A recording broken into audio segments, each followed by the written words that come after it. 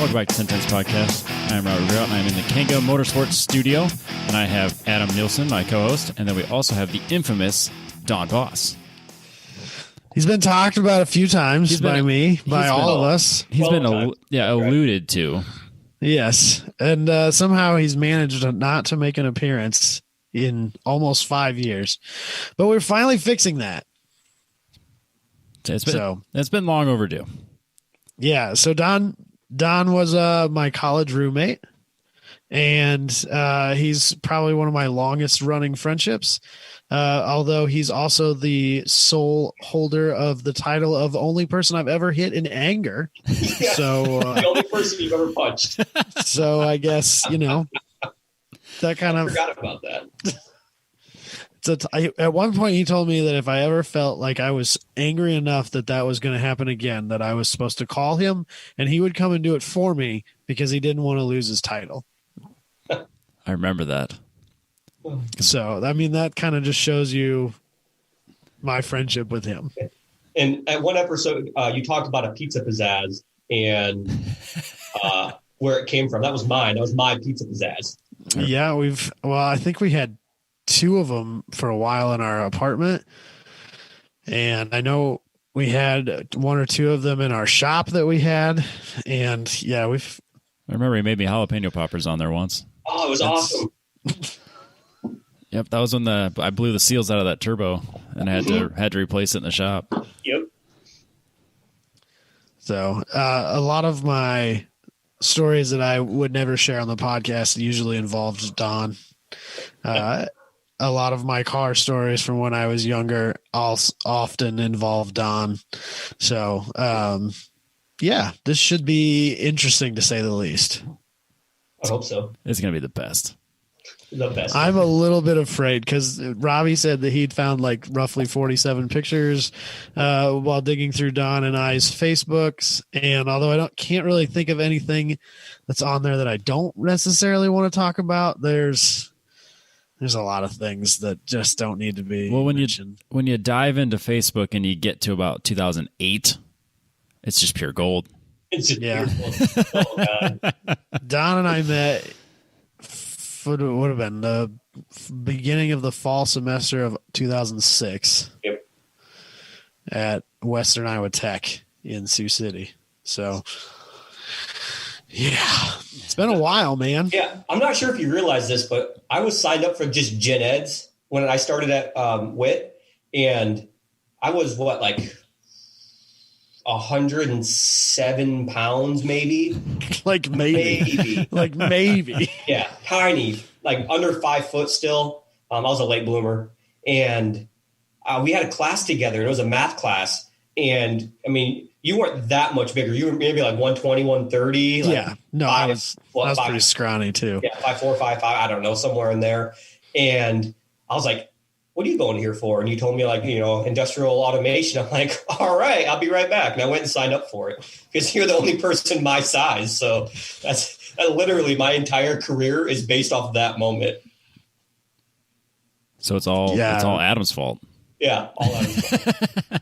Given his trajectory, I'll claim that one.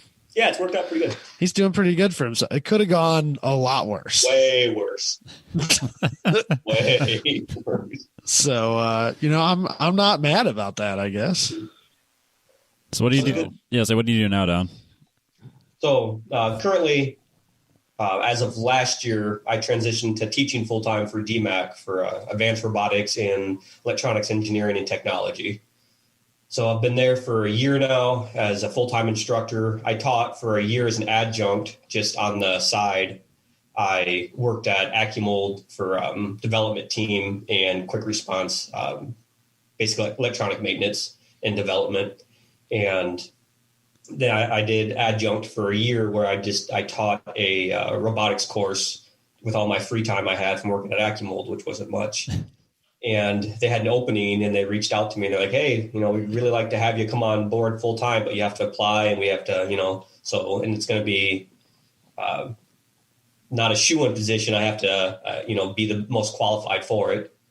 So I told my boss at the time that I wasn't ready to do it. I wasn't done at AccuMold yet. There's there's too many things I've left unfinished. And he's like, Don, I've known you for a while. And if you don't apply for this job, I'm going to fire you. So you have to apply for it. And that was pretty cool to have a boss that, actually supported you taking a different job because he knew that you'd enjoy it. So yeah, that's what I do currently is I just, I teach what Adam and I would have been when we met. And that's the course that we took. What I'm teaching right now is what Adam and I took in college. I remember like when we were in college, we like after school, we'd be sitting in our apartment coming up with the stupidest ideas for things we wanted to try. And we had a teacher who was just the most brilliant human I've ever met. Who was actually random of all things. He was a classmate of my dad's when my dad took the same course at the same college.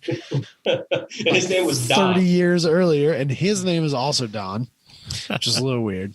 Don but we after class we would always flag him down and like make him help us figure out how we were going to make these stupid electronic projects that we had come up with, and we called it Custer time. And it's cool to think that like, oh, that's what Don's doing now. Like, and I have to say he's probably the teacher that like gets bothered by the kids because they know he's gonna like help them figure out some stupid idea that they have that they'll probably never actually do. It's still fun. Yep. So except for we do it on Discord now because of COVID and all the social distancing. But yeah, I have a Discord that students will jump on and, hey, I'm thinking about doing this. How would I start? And it's just full circle. I am the Don and Custer of my generation. Well, I always appreciate in the group when I make a comment like, "What would be cool if solar cars had or electric cars had solar roofs?" And then you're like, "Well, how it would work is then you have like a 6-paragraph thing. You're like, so in theory." Like, well, you did all the legwork. No one gets what he says, but I mean, it sounds good. I appreciate it. Yeah, whenever I hear a podcast, I'm like, yeah, I'm going to make lights that change with my RPMs. I'm pretty sure I just do this and this. I'm like, no, that's not how you do that. And on my phone, I'm like angry texting Robbie. This is not what you do. It's true. He did do that. He texted me and it's like, what you really need to do is this, this, and this, and I'll do it for you, and it won't cost you that much. And I was like, I'm not that serious about it. But if you were, we could make it happen. Now you have to. Yeah, I do now. So, should we, before we get too far into this, should we do this opener? Because I have this great little contest. I'm going to open my second and last beer, but yes. Oh, geez. 2-drink minimum and maximum. Yep. As always, our opener is presented by Factory Fabrication, factoryfabrication.com. If you need any custom like residential hand railing or like just fabrication in general, or even commercial, like he did a bunch of interior stuff for like one of my favorite restaurants, Eatery A, and one of Adam's least favorite restaurants. So if you want to go in there, if you're in Des Moines, go to Eatery A and see all of his handiwork. And then when you're impressed, you can give him a call and have him do something like that in your home or restaurant if you have one. Or if you have a race car that needs a cage, you just call him up and drop it off, and he does it. I mean, it's just that simple. So now, speaking of Booney and having Don on the show, if you've ever watched any of Booney and the boys' live streams for their WRL car, that's Don's fault. It is, and they haven't been that great. There was a lot of trial and error there, trying to come up with a really robust system. But I've got that dialed in now. That's part of the learning curve. I assume we'll talk about that later. But yeah, I enjoyed watching that, and then like you guys troubleshooting it while it's doing the live feed. Yeah. Like you're sitting there like arguing with each other on why it doesn't work. At one point, Jordan was upside down and like his ass exposed. And he's like, "All right, I'm working on this. I'm really exposed right now. Nobody touch me." And he announced that to the group on ZR3. I'm like, "Oh, you should not have said that." That's a huge mistake. Like poking him and like just messing with him. Like, Jordan. Yeah. Mistake. Yep. Live streamed. All right, Adam, so you mentioned you had a game. Yes. So my family's kind of like we've kind of it's become kind of a family tradition to play silly board games or whatever during like holiday get-togethers. And my aunt won this game called AKA, also known as, right? That's what it's called, AKA. Okay. And she won it on like the local radio station where she lives. She's from Sheldon, my original hometown. And she brought it with and decided she didn't really like it, but Katie thought it was cool, so she gave it to Katie. Well, some of the things you use to play this game are car related, so I brought them with. So basically what they are, they're these little cards, and a person reads them, and there's a category and a hint and then an answer, right? And so I have one here that's not car related to kind of give you guys an idea of what we're trying to accomplish here. So the first one, the category is on the porch. Okay, so it's items that you would find on somebody's porch. And the clue is greet Mr. Damon. Mr. Damon. Can I use the internet or no? No, you gotta like guess. So Okay. like, so it's an item that's on pretty much everybody's porch, and the clue is greet. So also known as greet Mr. Damon. The Damon thing's throwing me off. I mean, I'm thinking doormat, but like, what the heck does Damon have to do with it? Yeah, I have no idea. Well, is it the opposite of Nightman? Because that's no, like the actor, Mr. Damon. Matt Damon, doormat. Oh, okay, I got it. All right, greet is welcome, right? Welcome. Oh, Matt. welcome. Welcome, Matt.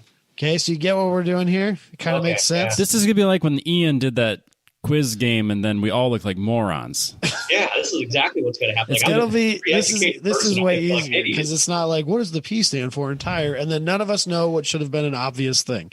It's way easier than that, I promise. No, it's not. Guarantee the winner totally gets is. the winners between us is the one that gets one.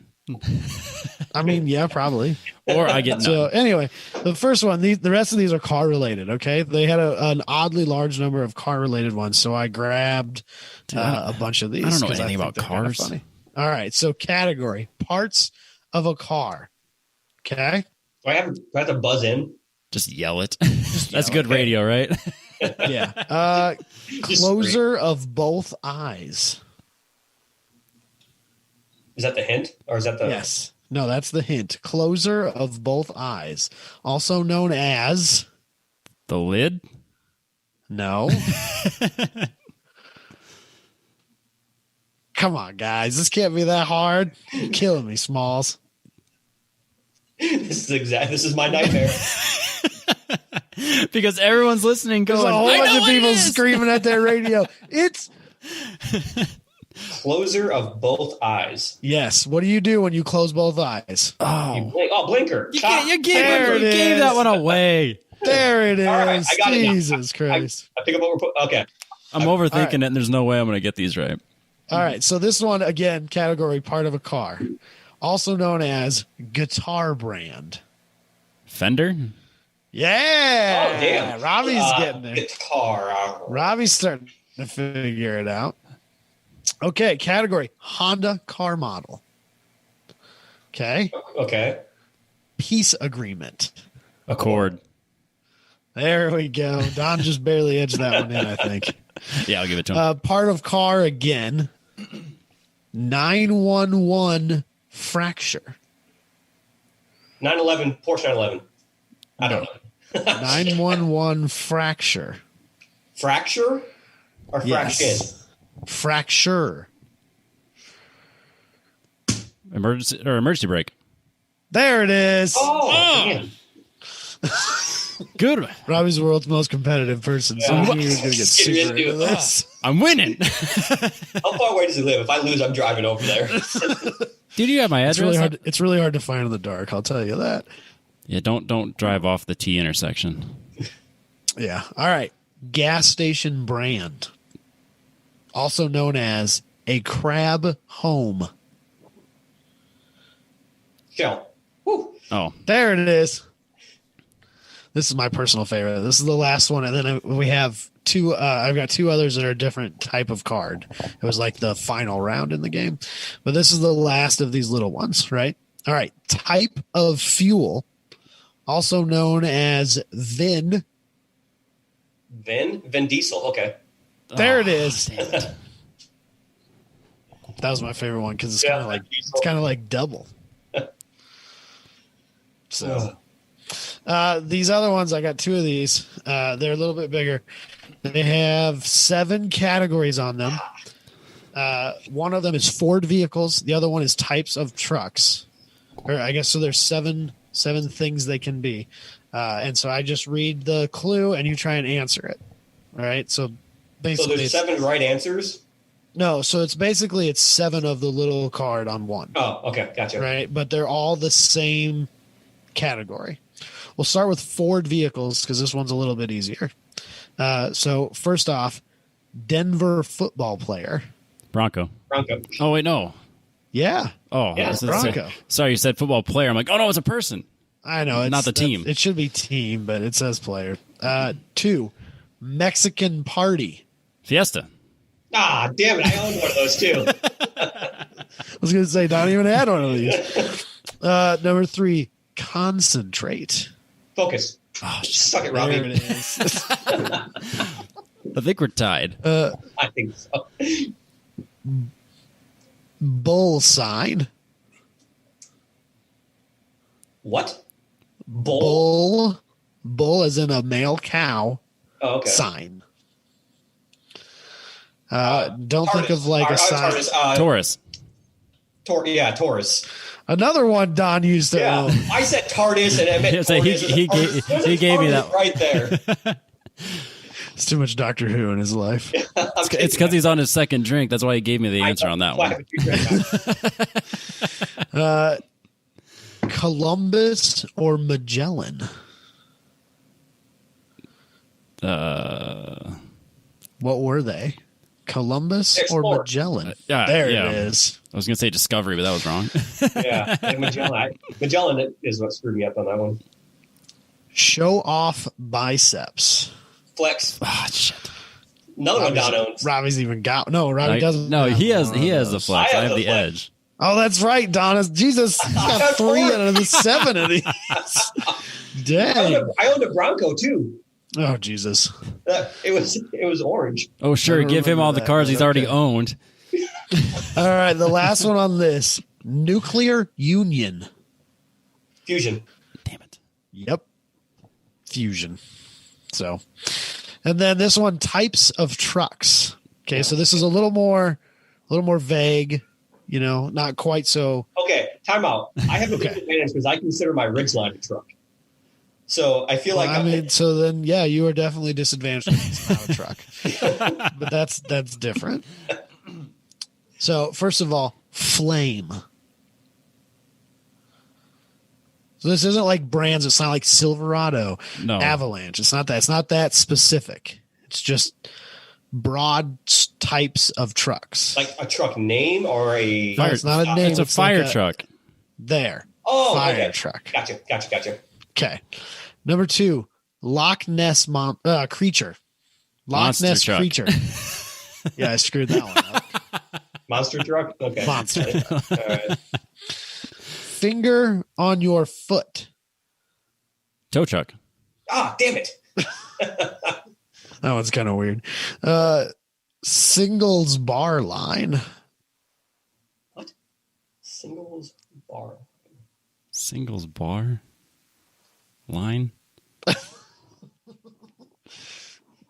is gonna be one of those really dumb ones. Oh, yeah. No, it's super dumb. it's- It's super dumb.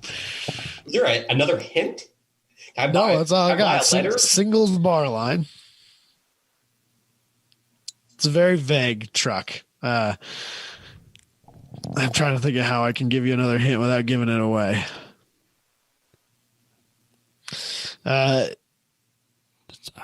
If you count the Ridgeline as a truck, both of you own this. Minivan? No. It's a word that goes in front of truck. Both of you have one. I don't know what he owns. Yeah, I don't know what the heck you're talking about. Pickup. Oh, Oh, that's stupid. That's dumb. It was stupid. I agree. Half.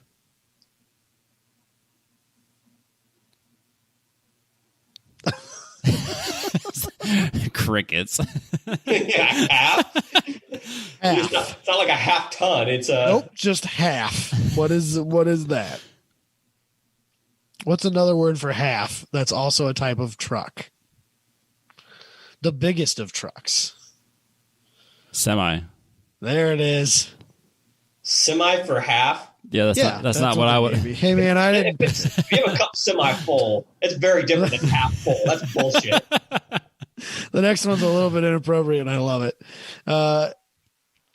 Poop. Poop. Oh. Chevy. Oh, You son of a bitch. Shots fired. It's oh god, what's that called? Dump truck. There it is. Ah, damn it. Dump truck. I was trying to think of the septic sucking truck. Yeah, that's what I was thinking. Like, that would make any sense. And then the last one, plaything. Oh, I got inappropriate. Yeah, I was gonna say my mind went to someplace I can't put on the show. Plaything.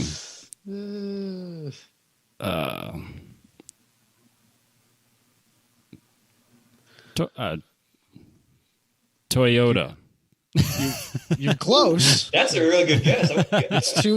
You've got it there. It's just too much. Toy truck. There it is. Thanks, Robbie. You bet. So, I don't know. I just thought these were kind of silly. Yeah, that was fun. So I think on the note of games that we probably didn't keep score of accurately, remember that time that we played 301 on a dartboard without without any paper or writing down the numbers? We just kept track in our heads. I can't don't do even that. know where we were. Who knows where we were? Casey's house, I believe. There was a guy named Casey, and we put subs in his truck. Oh yeah, I do remember that. I do remember that now. Yes, there's just a dartboard on the wall, and Don and I just started throwing darts at it and like making random numbers up. Yeah, like, oh, I hit that number. That's going to be 274. And I had way more than 2 beers. And there was no way that was accurate. Yeah, it literally just came down to eventually one of us said that we had a single digit and we hit that number and won. Yeah. Yeah, I'm terrible at math in my head. I can do math that's like 3 pages long and get the right answer, but when someone asks me to do like quick math in my head, never. I'll never get it right. I usually am. You're never going to carry a calculator in your pocket, guys. Yeah. Wow. My teachers are wrong about that. Yeah. So that's all I got for that. That was enjoyable. I gotta get this technically counts as our topic, and moving forward, our topics will be sponsored by Petrobox, mypetrobox.com. If you use the code TTP15, TTP15, that gives you 15% off your first box. Or if you don't want to subscribe to the boxes, you can go to their store and then use the code TTP15 and get 15% off of any of their items in the store. So if you have the masks, the shirts, the beanies, all that hoodies, all the stuff that they have that you get in the box every once in a while, now you can kind of pick and choose what you want. And I've done that pretty consistently. Anytime there's something I want, I go in and I order it, and then John and E-Man throw a bunch of extra candy and junk in the box for me, and it's just a nice win for me. But Robbie loves their store. He buys stuff from them all the time. I do. Because I've been inconsistent with the boxes, but I've been really consistent with ordering the things that I want specifically from the store. That, and I get all of my like that gritty hand cleaner. I order that. Is so good. Or like the Adams glass cleaner. I get that specifically through these guys. So anytime I run out, I just order it from them on their store. And now do you remember what that hand cleaner was called? Eagle Grit. Eagle Grip? Eagle Grit, I think. Grit, that's what it is, yeah. Yeah. Do yourself a favor. Go get some of that stuff. It looks like it's not in the store. But if you do want to if you want to do yourself another favor, probably my favorite book ever, Go Like Hell by AJ Baim, is only $13. You can get it for 15% off. It's my favorite book. You should go there. mypetrobox.com. Robbie does really, really love that book. Yep.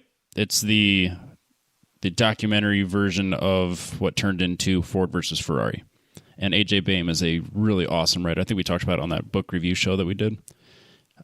He wrote for Playboy and then has done a bunch of other like historical books. And this is by far one of my favorite books. Anyways, mypetrobox.com. Use the code TTP15. boom. Pretty excited to be formally joining forces with those guys again. So we've been friends with them since the beginning, and now we're back to being official. We're officially together again. Boom. So anyway, Donald. Yeah. So what do you got going on in the garage these days? Oh boy. That's always a good sign. Yeah. Current projects are a 2007 BMW Z4.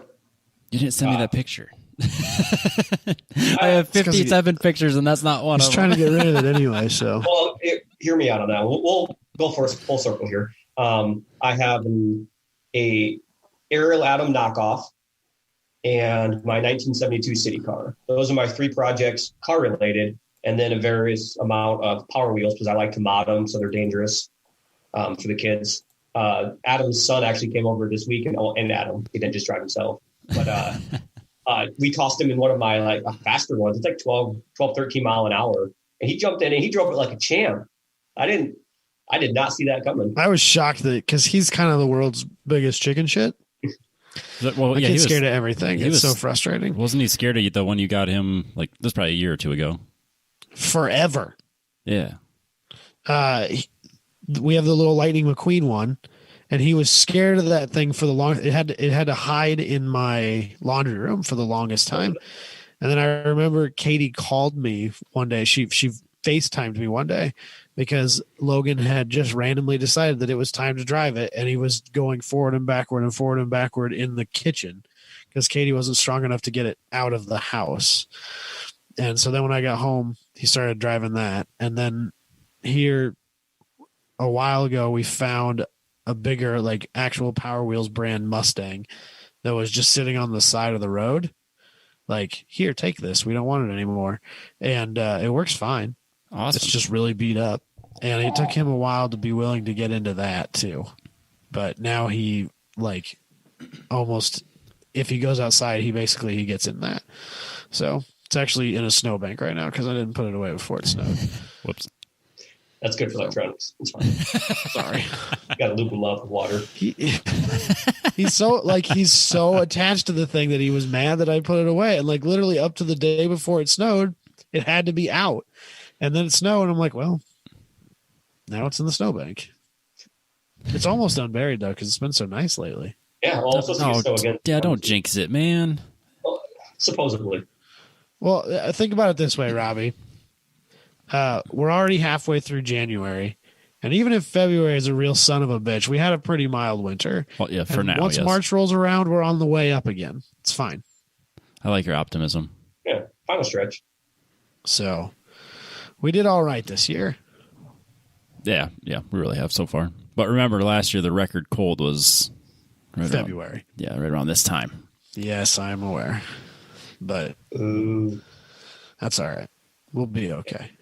So, car podcast. I'll try to stay on. Since when is this a part? Yeah, since when is this a car podcast? This is a podcast, car podcast, 40% of the time. Okay, I don't feel as bad then. So my 2007 Z4, I bought that. So let me digress for a second. I started hanging out with the ZR3 team a little too much and got really into racing again because I was into autocrossing, modding cars really heavy a couple years back. That is really when Adam and I rented a shop together, and it was just cars all the time. All we did was cars. Those good times. It was. We'll probably talk about that here in a little while, I'm assuming. Oh, yeah. But so I've been out of the scene for a little while. It's been, a year or two since I've really been in a car on a track. I mean, every now and then I buy a car and flip it, and I'd autocross it once or twice just for funsies. But really on a racetrack, it had been a couple of years.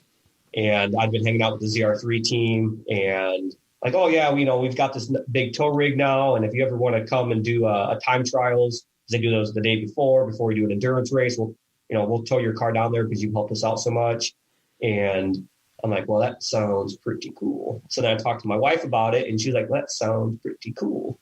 And so I bought this Z4 and decided it was going to be just straight race car. Gut everything out of it. Motor, driver's seat, no top, no windows, race car.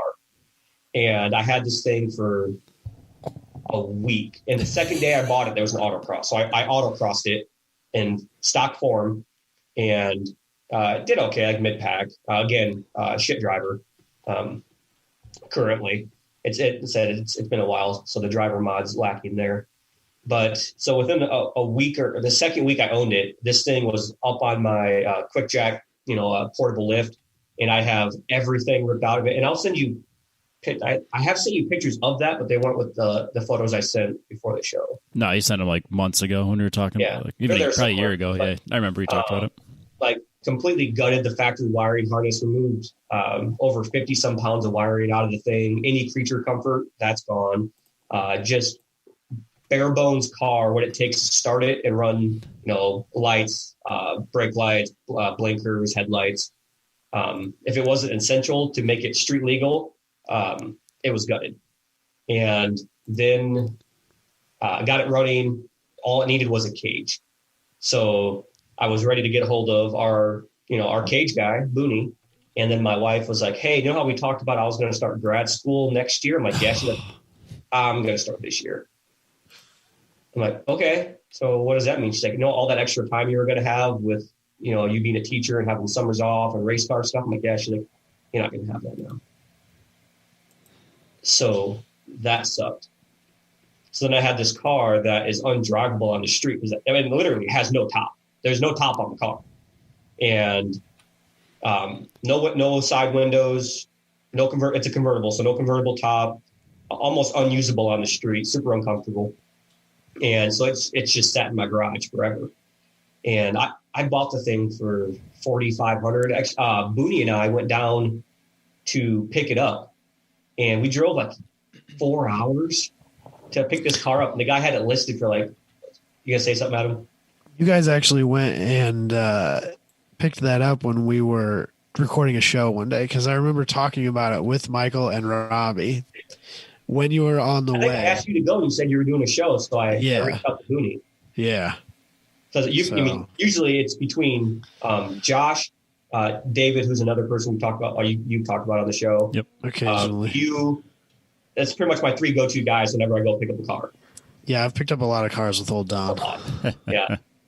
But anywho, so we drove 4 hours one way to pick this car up, and the guy had listed at like 6,500. I test drove it. Booney and I are both, grinning ear to ear. This thing, it's the SI model. It makes 272 horsepower and about as much torque, really flat torque curve. Super fun car to drive. It looked decent. It had some damage on it. It had rolled over at one point. It was fixed.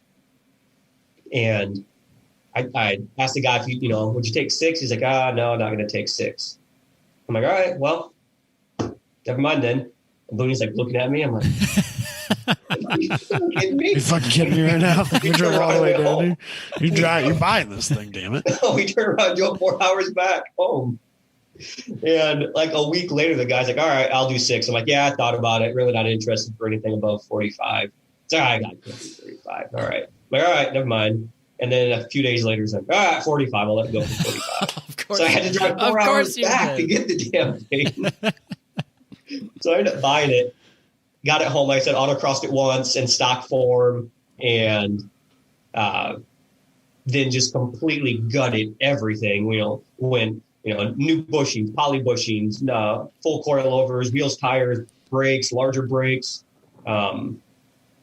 anything I could get my hands on that wasn't motor, I had upgraded and changed. And then I found out I wasn't going to have any time to use it, and it really wasn't a good daily driver car anymore.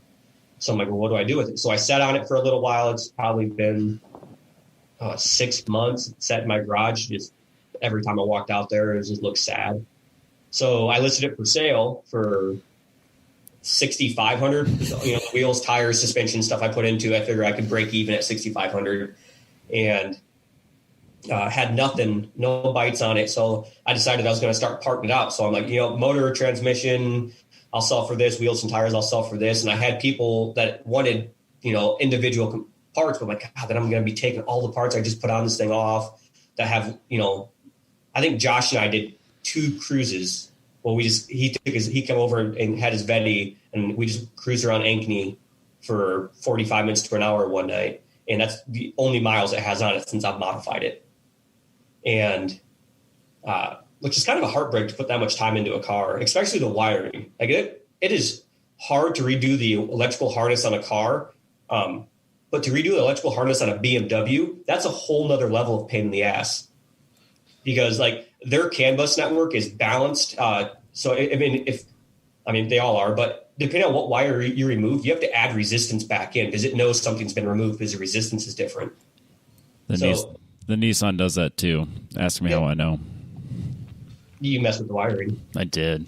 Yeah. So that was a very time-consuming process. And I think I did a decent amount of pictures, like, before, like it was just puking out wires, and like each week I remove a little bit more and test it, remove more, and make sure it still ran. And at the same time, Dalton was doing his, so we were kind of sending pictures back and forth of who can remove more wiring. Like, well, that's going to end poorly if we keep that up. Yeah, no shit. Neither one of our cars start. I won. So, anywho, I had someone lined up to buy the motor and transmission, someone that wanted to buy the wheels, someone that wanted the suspension. So I was going to put it back up on the lift, start gutting stuff. And then about a month and a half ago, I got a message on Facebook. It was on Marketplace, but now that Craigslist is dead. It's like, yeah, I'll buy the whole car, but, I had it listed at 65. He's like, I can't go anything higher than 4. I'm like, I'll do 4, but I'm taking the $1,000 seat, the racing harnesses, the $1,100 wheels and tires, and the suspension off of it. And you have to source your own wheels and tires and suspension. He's like, okay, that's fair. And I actually got a pair of factory wheels from Booney that he just gave me because they were on his car when he bought it. So I told the guy I had wheels for it, so he just had to come up with his own suspension. And so he did. He bought used suspension for it. We swapped it on, and he put a deposit down. So it was $4,000. He put $2,000 down, and he was going to pay the other $2,000 the week after Christmas. And it's now the 13th, and I hadn't heard from him. So let's go back a couple of days. It was the 10th, and I haven't heard from him yet. So I messaged him, hey, everything okay? He's like, yeah, I can't buy the car anymore. I'm like, what? He's like, yeah, some stuff come up. And he was like 24, and I've been there. So I'm not a dick for the most part. When it comes to deals, I'm pretty honest, and I like to have a good reputation with people that have done business with me. So, some people would be like, well, it sucks to suck. You signed the bill of sale, and as you said, deposit non-refundable. I'm not giving it back. And that could have done that, yeah. But he actually showed up tonight. I just gave him his money back about 2 hours ago. So the car did not sell, which sucked because I had people lined up to buy all the parts. And now those sales are, those have long fallen away. And now it's what do I do with the car? At this point, do I just keep it because maybe I'll have time again, or do I go back to listing it for sale? So that's kind of a thorn right now. It sucks to have a project car that you really don't have time for, and you've made so much of a race car that it's not streetable. Here's the thing about Don, though. Somehow, despite the fact that it seems like, somehow not only will he still somehow come out ahead, he'll make like a whole bunch of money, or he'll end up with a way cooler car in trade, or like, I don't know what it is, but somehow Don will end up on top in this. Whereas if I had this thing, I would have bought it for $4,500, sunk a couple $1,000s into it, and then sold it for $3,500 because that's the best I could get out of it. Yeah, well, this is why I've hit Don in anger before. Yeah, that's not why, but he deserved it. Yeah, there will be an update. Let's just say a couple episodes from now, where it's just like, yeah, Don sold it for like $8,000. Yeah. So we joke about that because in the 10 years or so I've been playing with cars, like actually modifying cars. I've somehow always ended up, what you always hear about the person that somehow made money on a project car, and somehow that's been me multiple times. Always. Consistently. Every damn time. There's been 22 cars I've bought and sold in the last 10 years, and I think on 18 of them I've made a profit. And it weren't just cars I bought to flip. It's cars I bought, modified, and wanted to play with. And like, okay, I'm something else. And then somebody paid me more money for it. He bought and sold the same car 3 times. And probably made money on all 3 of them. The first one I lost money, and the second 2 I made money. You're talking about the purple Z? Was not purple. Yeah. Okay, let's get that straight right now. It's Integral Fiber. It's purple. No, How is that not your purple? fire. It is an anniversary edition It's color. for they sure offer. purple, dude. Until the sun hits it, and it turns sunburnt orange and metallic. I mean, It's sure, not. It's but not still a brown purple. car, man. It is purple. I'm looking at it right now.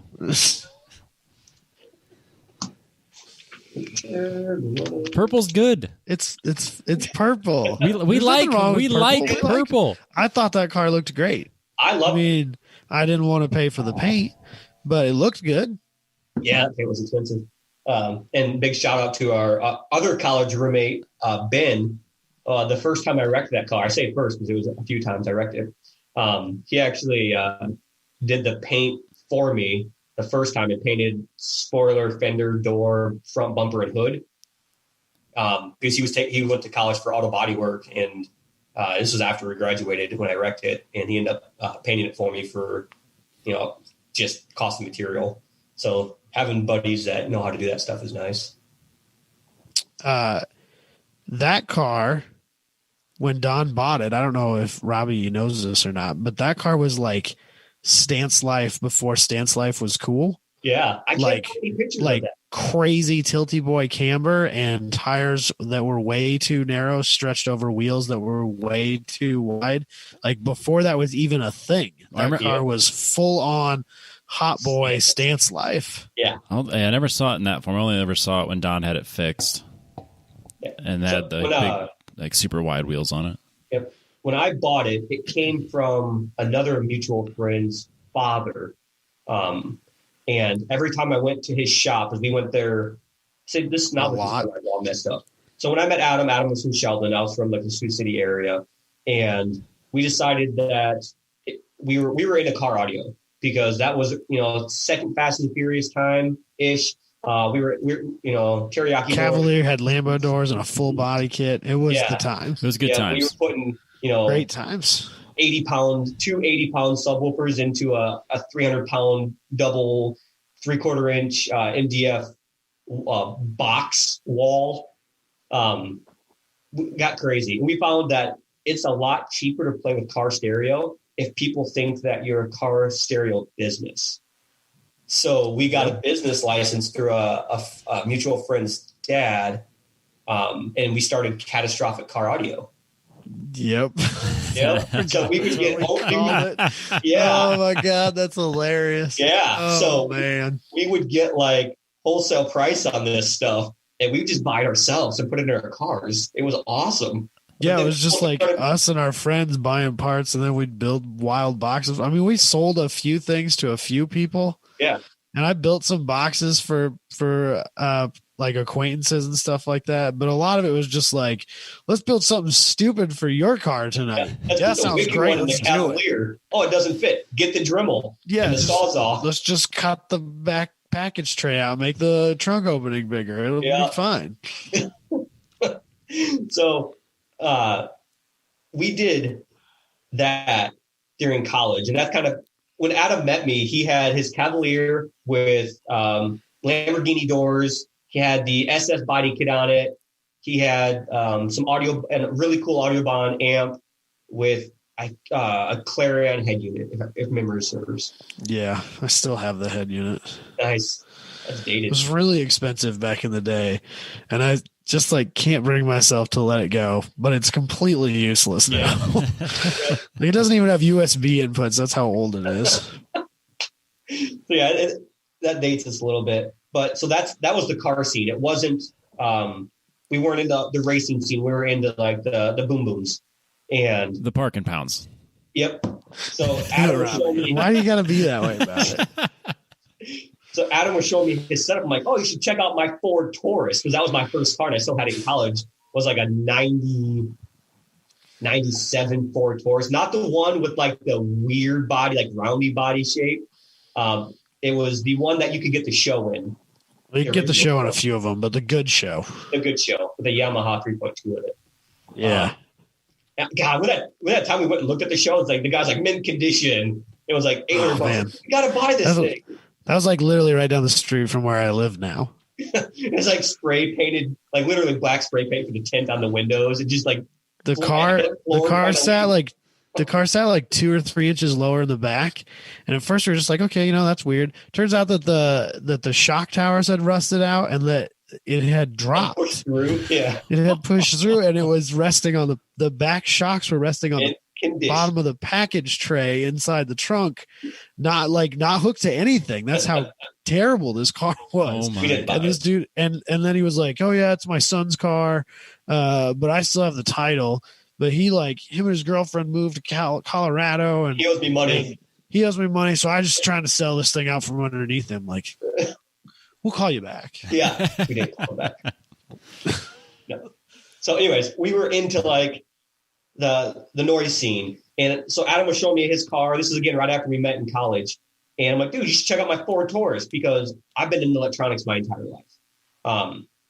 It's weird that I end up making a profession out of it because I've always been into electronics. I had like neon lights on the inside before modern cars, you can change like your footwell and all that stuff. And like the cup holder, you could change the colors on your touch screen. Where's my finger on your dash there? Before that was ever a thing, I had that built in my Ford Taurus. I could change the colors. I had like on the glove box, it had like a Taurus emblem. The word Taurus was cut out. I had neons put back there. So it would like project the word Taurus out in the passenger's like chest. I had like blue LEDs in the back windows, under the seats, under the back and front seats, footwells, and I made my own. And looking back at it, it was a bad idea. But I made my own 7.1 digital surround sound.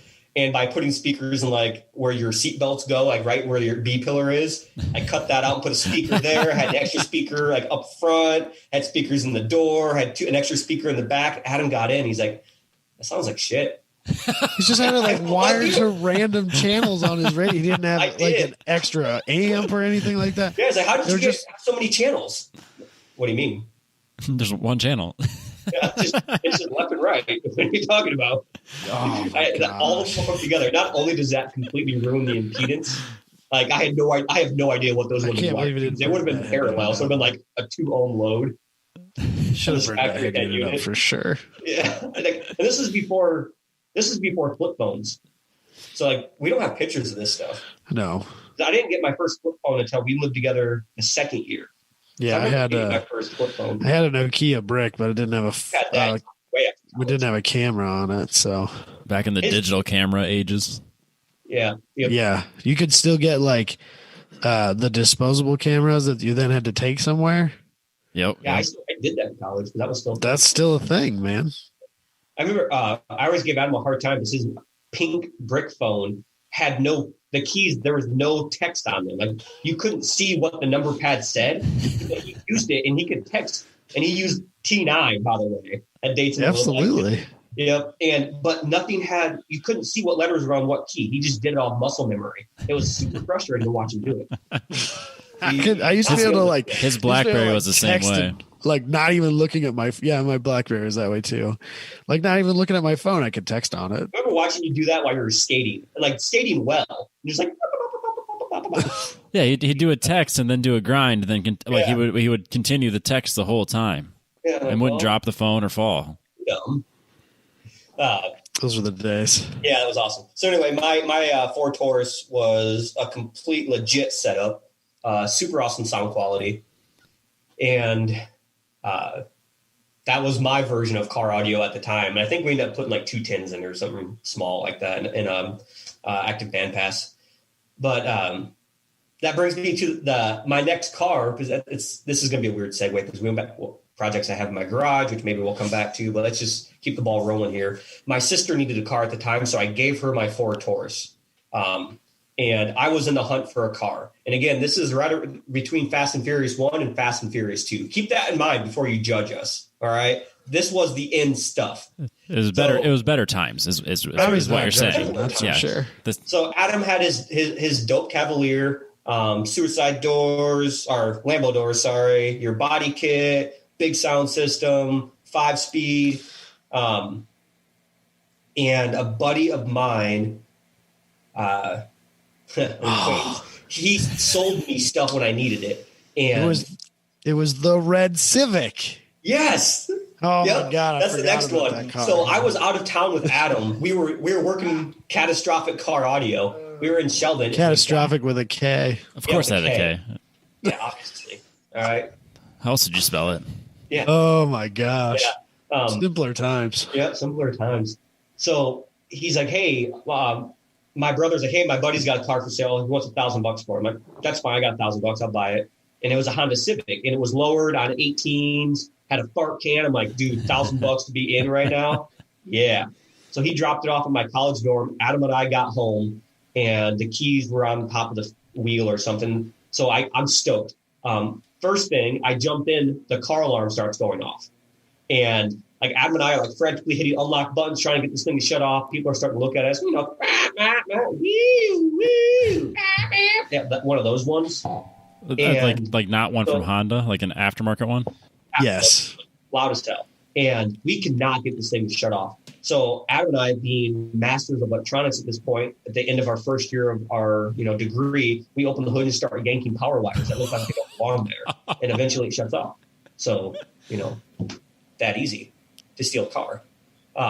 So we get the car alarm shut off, and that was step one. Step two was try to get it to start. So I jump in, put the key in, and go to start it, and nothing's happening. And I'm like, God, we must have screwed something up. And Adam's like, you got to push the clutch in to start that. I'm like, okay, why don't we back that up a second? And what is a clutch? And he's like, dude, this is a manual car. I'm like, what do you mean? It's like, you have to shift this car. And like, I had never, like, I've seen, like, in Fast and Furious when they have their 21 speeds. You've ridden with me. Yeah, I've ridden with you. I never like put the two and two together. I'm like, that is a manual. This is an automatic. I was not a car guy. I was a nerd in high school, through and through. It's still into this day, but not as bad. Like, I was just a gamer. That's all I did. And so I was like, did you really just buy a 5-speed without knowing that you bought a 5-speed? Like, apparently. So the next 3 months, Adam rode with me to teach me how to drive a manual were some testing times. I'm like, Adam, what did I do wrong there? He's like, dude, I don't know. You just suck at this. I could see him doing that too. I don't know, dude. I just kept stalling in traffic. Adam's Hey, we've all been there, man. My girlfriend at the time, who had also never driven a manual before, hopped into his Civic, because obviously I wouldn't let her drive my Cavalier, hopped into his Civic and just took off down the road. Yep. Like she'd been doing it her whole life. It took me 3 months to start without it going like that. Jerking back and forth. Yeah, it was painful. But that's where I learned to drive a stick. And that was really cool. And then one of the nights we went to Sheldon for catastrophic cardio stuff, I decided it was a good idea to hit a speed bump at 45 mile an hour, and I broke the front lower control arm. And we limped it back to Dustin's garage. Oh, sorry, Ron's garage, I suppose. And the car was undrivable. The front tire was, it's just doing one of these things. And I ended up trading him with some cash for a Cavalier he had. That was that teal one I sold to Andrew later for a profit. Yeah, I remember that. Yeah, 2007. Yep. So that was maybe not even 8 months of owning my first Ricer, which is not an insult. It's just a style of car. My first modified import was 8 months. I destroyed the clutch. I feel bad for Dustin. I'm sure he had to put a new clutch in it. That's just ended up with a hot import. Hot import, that's right. Oh, and it had a huge Honda logo, like the big H. Big H. Yeah, the big H vinyl. Of course it did. Because they all had 18-inch white wheels. It was a red car. I don't know Hondas that well, but it was just a 4-door Civic. 4-door Civic, yeah. I think it was a V18, V3. I don't know. Awesome. Loved it. I'm sure it was probably just a single overhead cam D series or something. It probably wasn't even cool enough to be a B. It was the fastest car I had ever owned. I mean, we're really setting the bar here. Our bar high here with your Taurus. I had my Taurus. Your automatic Taurus. I bought it with 182,000 miles on it. Yeah. So we could go so many directions from here. We could keep going down my We really don't need to. Of cars I've owned, but let's back up a little bit. And the 350Z is really like the pinnacle of cars. We should talk about the 350 because that car you had for a long time. We did a lot of stupid things in it. And I'm sure that a lot of the things that you learned have been passed on to Robbie. Yeah, probably. Well, not from him specifically. I told him I had some really good like suspension setup, and like this is the rebound and compression settings I did on my shocks. This is how the car felt. I have all that document somewhere. Still waiting on that email. Yeah, it's not an email. It's all handwritten. Oh, I'm still waiting for those pictures. Yeah. So the 350Z, we just talked about a shop owned by Ron, and it's a vinyl shop in Sheldon, Iowa. And we talked about how Adam and I ran Catastrophic Car Audio. We just went and did stereo stuff on the weekends in Sheldon. And Ron had this car, and it was a 350Z. He owned a vinyl shop, so it had like these really cool like vinyl decals down the side of it. It had 285/25 aspect ratio tires, so like rubber bands on. I think there were 20s or 22s. I can't remember. Oh my God. I remember you could put your hand underneath. There was so much camber, you could put your hand in there, like underneath the wheel or underneath the tire, and slide your hand far enough underneath it before it would come in, before you couldn't push it in any farther. That when viewed from above, you couldn't see your hand. Oh my God! If it had a 10-inch wide tire, there was 2 inches of it that was actually making contact with the road. Yeah, sat static. Yep, and it was a base it model. was full on tilty boy. Yeah, it was probably 6 to 7 degrees back camber, if I had to guess. Oh, I was at least that. I would have said it was in the double digits. It was, I don't know about that, but it was up there. And it was the base model. So like most 350Zs, they have an open diff. So when I would accelerate, even with the base horsepower, like 200, it was the VR or HR. VR, the one that revved higher, the 7200. Yeah. The one that likes to drink oil. That would be the DE though. The DE likes to drink oil. Yeah, you put an HR in it later. It had the DE in it. It was a 2006 manual, which is the first year they transitioned over. But anyway, yeah, that's the engine you don't want. I know that. Don found that out the hard way. Yeah, twice. Whenever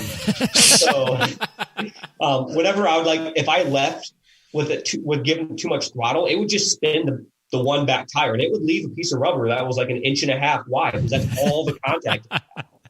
It was. We thought it was so fast because it would just spin that tire at will. Yeah, I mean, fourth gear just. It wasn't. Yeah, but it was making smoke, so it counted. So now this was probably 7 cars after that, the Civic. There were some Jeeps in there. In fact, there's a picture I sent you of a yellow Jeep. Adam and I got stuck in a creek. I say Adam and I because he told me. He told you not to, right? Yeah, but I did anyway. So I was going to say, don't blame this on me. I remember this story. You had a broken arm at the time, and I think the conversation was, if we get it stuck, are you going to help me push? And you're like, no. I have a broken arm. I can't help you push. I'm like, I guess we're not getting stuck. Stuck. You're like really stuck. Like both front, stuck. both front wheels that bad completely when we stuck. started. Like we probably could have gotten out if we put some dug it or put some branches on the tire. But me, in my wisdom, was like, no, we got this. Let's just go forward and back a whole bunch, and without doing anything. And it just kept getting lower and lower and lower. And eventually, it got to the point that I was worried for our safety, and we were somewhere we shouldn't have been. That was on Memorial Day. Yep. And this was so long, we just had regular dumb phones, and we're so far. We had to hike like 1.5 miles or 2 miles back out to go find a road intersection so that when we called a tow truck, we could give them an intersection so they could come and find us. And then once they got there, we had to guide them back to where we were. Yeah. So we were off of a gravel road, off on some property that you're not supposed to be on, down by a river. And I'm not sure if you can see if I can. Do I have a big black marker? Please don't be a permanent marker. You see, so like the river. Pretend this is the river here. Oh gosh, just remember, this is an audio show. Audio show. Okay, well, if anybody has a picture of this, for your purposes, go to YouTube. So the river does this here. It kind of makes like a. You describe it using words. My words. Okay, so that. Come on, teacher man. The end of a needle. So like the rounded part of the needle. So it's basically just making a horseshoe. Okay, let's call it a horseshoe. That's a horseshoe. There you go. The river That's goes where up, I would have gone with that for sure. And so it's where the two horseshoes start, that's where we went to drive through. We went to drive through that, turn around and drive back. What I failed to realize is if you look at the vegetation, that horseshoe area is usually underwater, but the water was low. So it was exposed. So as soon as we hit that, it just sunk straight down. And there was no getting out at all, but I tried. And we buried my yellow Jeep Wrangler, almost like all the way to the tires. Yeah, like the tires are for sure halfway buried, and then the bumper is front on the bumper. Mud. The front bumper was starting to go under the mud by the time the tow truck got there. And it just kept getting lower too, because it was that soft. Yeah, you're like 3 feet from the water, and you can tell, like if you look at the pictures, you could tell that whoever was walking around the car, which is clearly both of you for a long time because there's a lot of footprints, but you can see that at 125 pounds, they put like 4-inch dents into the mud just to give you an idea of how soft it was. Well, and then on top of that, the riverbank that we were on, once we had disturbed it, the water started quickly eroding it away. Yeah. It didn't take much to this is loose grass, or this is loose sand now. I'll take that with me. Thank you. It's basically silt, the whole thing. So the horseshoe was probably 12 feet wide that we were driving through, and the Jeep is 6.5 feet. So we had, 3.5 feet on both sides maybe. And I go to full send mode, and it's not like it's just like a nice, transition into the water. It's like a 4-foot drop off on both sides into the water once you back up a little bit where the horseshoe starts, converging. And so we get it stuck in there, and we had to walk probably a mile and a half to even get to the gravel road. Then we had another 1.5 mile walk to get to a paved road that had a name on it. And it's Memorial Day, and it's like 8:00 by this point. And we call a tow truck and somehow get a hold of one. And this guy manages to find us, and he walks back there with us, and he's on a big tow rig. And he's like, yeah, I don't know about this. I can't get that close to, because it's not like it's drop offs, and it's 12 feet wide. A tow truck, is a lot bigger than a Jeep. So he got as close as he felt comfortable, and then ran the tow cable 100 feet, 75 feet to the back of my Jeep. And we're at a pretty aggressive angle. So as he's pulling me closer and closer to the side of the drop off. And again, it's a large drop, like straight down into the water. And at one point, the front tires were like over top of that. And he's like, "Don't worry, the cable's not going to snap." And he's like, the Jeep started to like face the water now as it's slowly getting pulled back. And oh Jesus, pulled it out, and it was like $100 or something like that. What? I remember it was like $80, so I gave him 100. I remember he let Don run the winch controls for a little while, and he was so pumped because he never got to run a winch before. He was like fist pumping and the whole lot. Dude, he was pumped about getting to use the winch. Wow.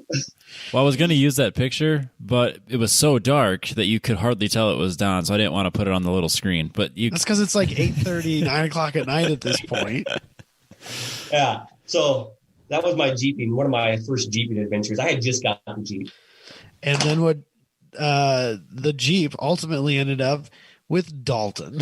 Yep. So we should talk about that. So the Taurus went to my sister. The Civic went to Dustin. These are all mutual friends. The Civic went to Dustin. And the Cavalier went to Andrew, another mutual friend.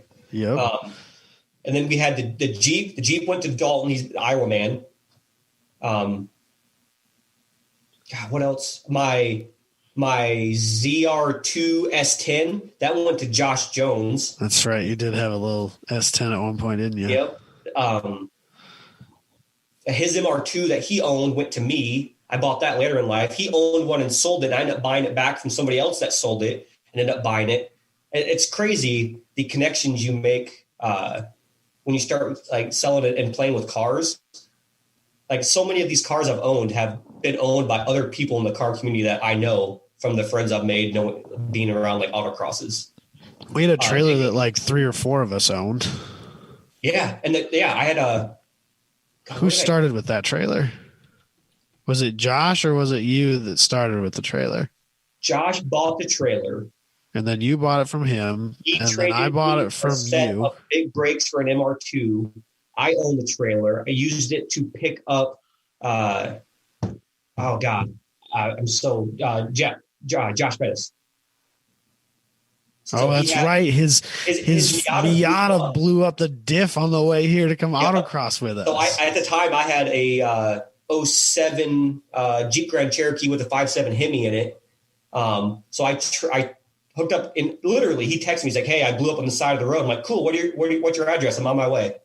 So I went and hooked up a trailer and went and picked him up with my Jeep with that trailer, hauled him back to our shop as we were renting the shop at the time. We had so many cars in that shop. We did so much shit in there. The trailer sat at our parking spot because we rented the shop, so we were allowed to have a parking spot. I'm not sure how you weaseled that into the deal, but you got us a parking spot for the trailer, and it sat there for a while, and then you needed it for something, so then I sold it to you. I never used it. And then I sold it to Josh Fettis. Yep. Which is the person I picked up with it like 2 years prior when his car blew up. Yep. And I think he sold it out of the group after that. Oh, boo. I think he sold it out to somebody else.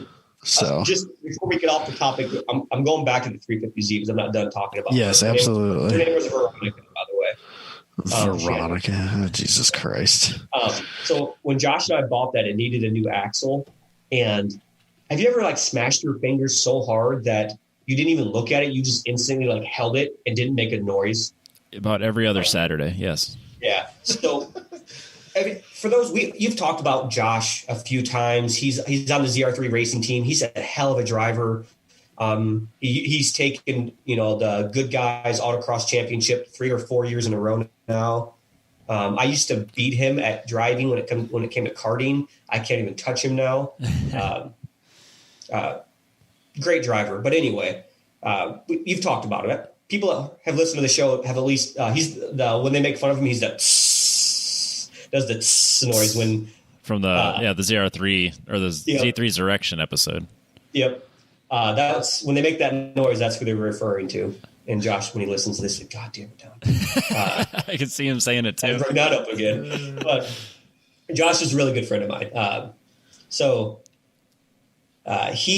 We had to break the bolts loose that held the axle on, and we tried everything. Heat, penetrating oil. We just couldn't. So finally, we just got the biggest breaker bar we could and a bottle jack. Wait. He's on the breaker bar and pulling up as hard as he can. I've got a bottle jack under it, and I'm pushing up as hard as I can. And it finally snapped the bolt loose, and it pinched his hand between the breaker bar and the bottom frame of that trailer. And I heard him. Yeah, he yelped, pulled his hand out. Like I knew instantly, there is no way that finger's still attached. And I came out, I'm like, "You okay?" And he looked at me. He's like, just I want silence. And then he walked over, and it was like just hold his finger, and he set it, and we had like a cooler of beer or something, and he just set it in there, and I didn't say a word. 20 minutes went by, and he just had it set there, didn't say a word, didn't look at it, until he looks at it. It's Schrodinger's finger. It's there and it's not there. It still has the fingernail. It may or may not. We don't know. It didn't. It broke the fingernail off. Did it break his finger?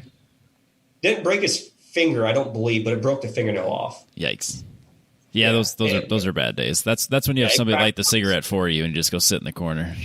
Yeah, but that was the only time I've ever seen Josh really get hurt, and we had been friends a little while at the time. But yeah, he's just what do you do when one of your buddies that's not a laughable you pussy, shake it off. You're just ooh. it's a hospital run. Yeah. So that was the only really casualty to that trailer was a broken fingernail. And we used it. I picked up the 350Z with it. I picked up that white MR2 that ended up getting sold to Jacob Wheeler. He's part of the group. I think he listens to the show. Yep, we know Jacob. Yep. So he ended up buying that from wait, no. He bought a different one from me. That one went to Canada. The white one with orange wheels went to Canada. He bought the orange wheels to put on a white one that I bought from the person that bought it from Josh 2 years prior, if you can follow that logic. Nope. Okay. Regardless. So, yeah, making connections with cars is hilarious. But back to the 350Z, we were talking about how we used to go to Sheldon on weekends. We did catastrophic car audio stuff. And Dustin's dad, his name was Ron, had this 350Z. It was not purple. It was integral fire. It had vinyl decals down the side. It was purple. Very fast. It's purple. It's purple. Just so everyone knows, it's purple. It's plum purple. Right. I mean, it's as purple as purple can be. It's metallic plum. Right. Well, agree to disagree on the color details. You can call it whatever you want. We were out of college at the time. I had started at Wells. Yeah. Yep. Yeah, So I making had a ice little bit cream of and milk. Yep, I was making ice cream money like Dalton. And Fat paychecks from that ice cream. yeah, fat gut and fat paychecks. They let you eat as much as you want. It's stupid. Wait. They let you eat as much as you want? Yeah. I mean, you can walk within up to reason, people. yeah. I mean, when I was on process controls, you could walk up like, oh, let's test the viscosity of this. Oh, some cookie dough over here. Okay. Oh, that'd be a great job to be a quality engineer at. Yeah, think about it, Robbie. I could do quality control. Yeah. Yeah. You will lose that physique. Guaranteed. That's fine. This just happens. Look what happened to Dalton. No offense, Dalton. Thunder thighs. This just happens. I don't even. There's a reason he has to wear the dazzle pants. There's a reason I have to help him out of his fire suit. Yeah. Dalton, this is not me making fun of you this time. For the record. So Ron Bankin, he had this 350Z, and every time we come, like Adam and I still went down there after college to do car audio stuff. We go down there and hang out, and he had this 350Z. I'm like, how much do you want for it? Not for sale, not for sale. Every weekend I'm asking him how much he wants for, and finally he sold it to me, and I have no idea why, but he sold it to me. I think I paid like $25,000 for it at the time. It was a ridiculous amount of money for what the car was. It was nearly new, though. It was a couple of years old. Yeah, it was a 2006, and I bought it in 2008. Yeah. 2009. So it was only a couple years old. What was that, Adam? 2009. Okay. So yeah, it was only a couple years old. It had 15,000 miles on it. Salvage title. And that was the kicker. And it was salvaged because the paint was so expensive. Someone scratched it on hood, both fenders, both doors, and both rear quarters. There was no structural damages, needed to be resprayed. And that was enough to salvage it. Wow. That was when we found out that there are different salvage laws depending on what state you live in, and that can really mess with your life. Yep. Because it came from a state that it's more than 10% of the value it's salvaged instead of 50% of the value like Iowa. 10%? So, that's it? Yeah. What state is that? It was like Washington or something silly. That's something weird. really far away. Yeah, but it's only 10% of the vehicle's worth, and it's considered a loss. Wow, that's super weird. That was a bummer. Yep. So yeah, I assume I bought it. And again, fastest car on the planet. It was in Fast and the Furious Tokyo Drift. It was modded. It had awesome camber, huge fat wheels, had an intake, so it made a lot of noise. Didn't have an exhaust at the time, but just drove it like I stole it every day. You know, I bounced off the reg limiter every shift. Even if it was like stoplight, just keep it in first. Because I can. All right. And then like 3 weeks went by. Yeah. And 3 weeks went by, and one of the times I was going, it made some clunky noises. And I was like, well, that can't be good. So I instantly on the phone to Adam, like, well, this is the noise it's making. Listen, I'm going to rev it up and put my phone under the hood. Tell me what this noise is. He's like, yeah, it's not good, man. And he at the time was working on the road, so you couldn't assist. So it was still within the 50 or 60,000 mile warranty, whatever it was. I didn't know it was salvaged yet. I think Ron told me, but I didn't really understand what that meant yet. Obviously, he disclosed it on the title because that's, the responsible thing to do, but I really didn't know what that meant. And I found out very shortly after. So I had it towed to the dealership. I'm like, yep, it's under 60,000 miles. It's only, 3.5 years old. Here are the keys. Call me when it's a new motor. And the guy, he's like, yep. I'm like a week later. He's like, yeah, I'm so-and-so. I'll be working on your 350Z. We got your quote. It's going to be $10,200 and some odd dollars to put the motor in. I'm like, no, it's under warranty. And they're like, oh, no, it's a salvage title. It voided the warranty. I'm like, what now? Say that one more time. And then he explained what a salvage title was. So, and this is where I get really annoying because I will push something so hard when I have a different opinion. I go way above and beyond. That's why I hit him once. Yeah. Let's put it that way. When they told me that, it was less than a couple days, and I had the North American representative for Nissan on the phone explaining that where the car came from, the damage it had, and you can look it up with what was damaged to the car, and no way, shape, or form should have boarded that motor. And I had them call in the dealership that I had to that. And I never threatened a lawsuit, but I'm very annoying. So like if they weren't answering my calls, I was leaving voicemails or I was calling someone else to put me through to them or using a different name. So yeah, eventually they end up paying, they only charge me like $3,000 for putting the motor in. They basically only charge me for labor. That's what the deal came out with after, even though it was salvage title, I only had to pay for labor for that whole ordeal. Jeez. And again, the average person just would have like, oh, well, I guess I'm spending $10,000 on having a new motor put in. Just be annoying. No, phone calls. No, doesn't the average person go get a engine torn apart for $300 and put it together in the garage? No, Robbie, that's only you. That's what everybody does. Insane. No, it runs fine. It uses the same amount of oil that it did before. I bet, maybe less. Oh yeah, so the motor blew up because I ran it completely out of oil because it likes to eat oil when you rev it up. And I drove it for 3 weeks, never checked oil because it's a brand new car.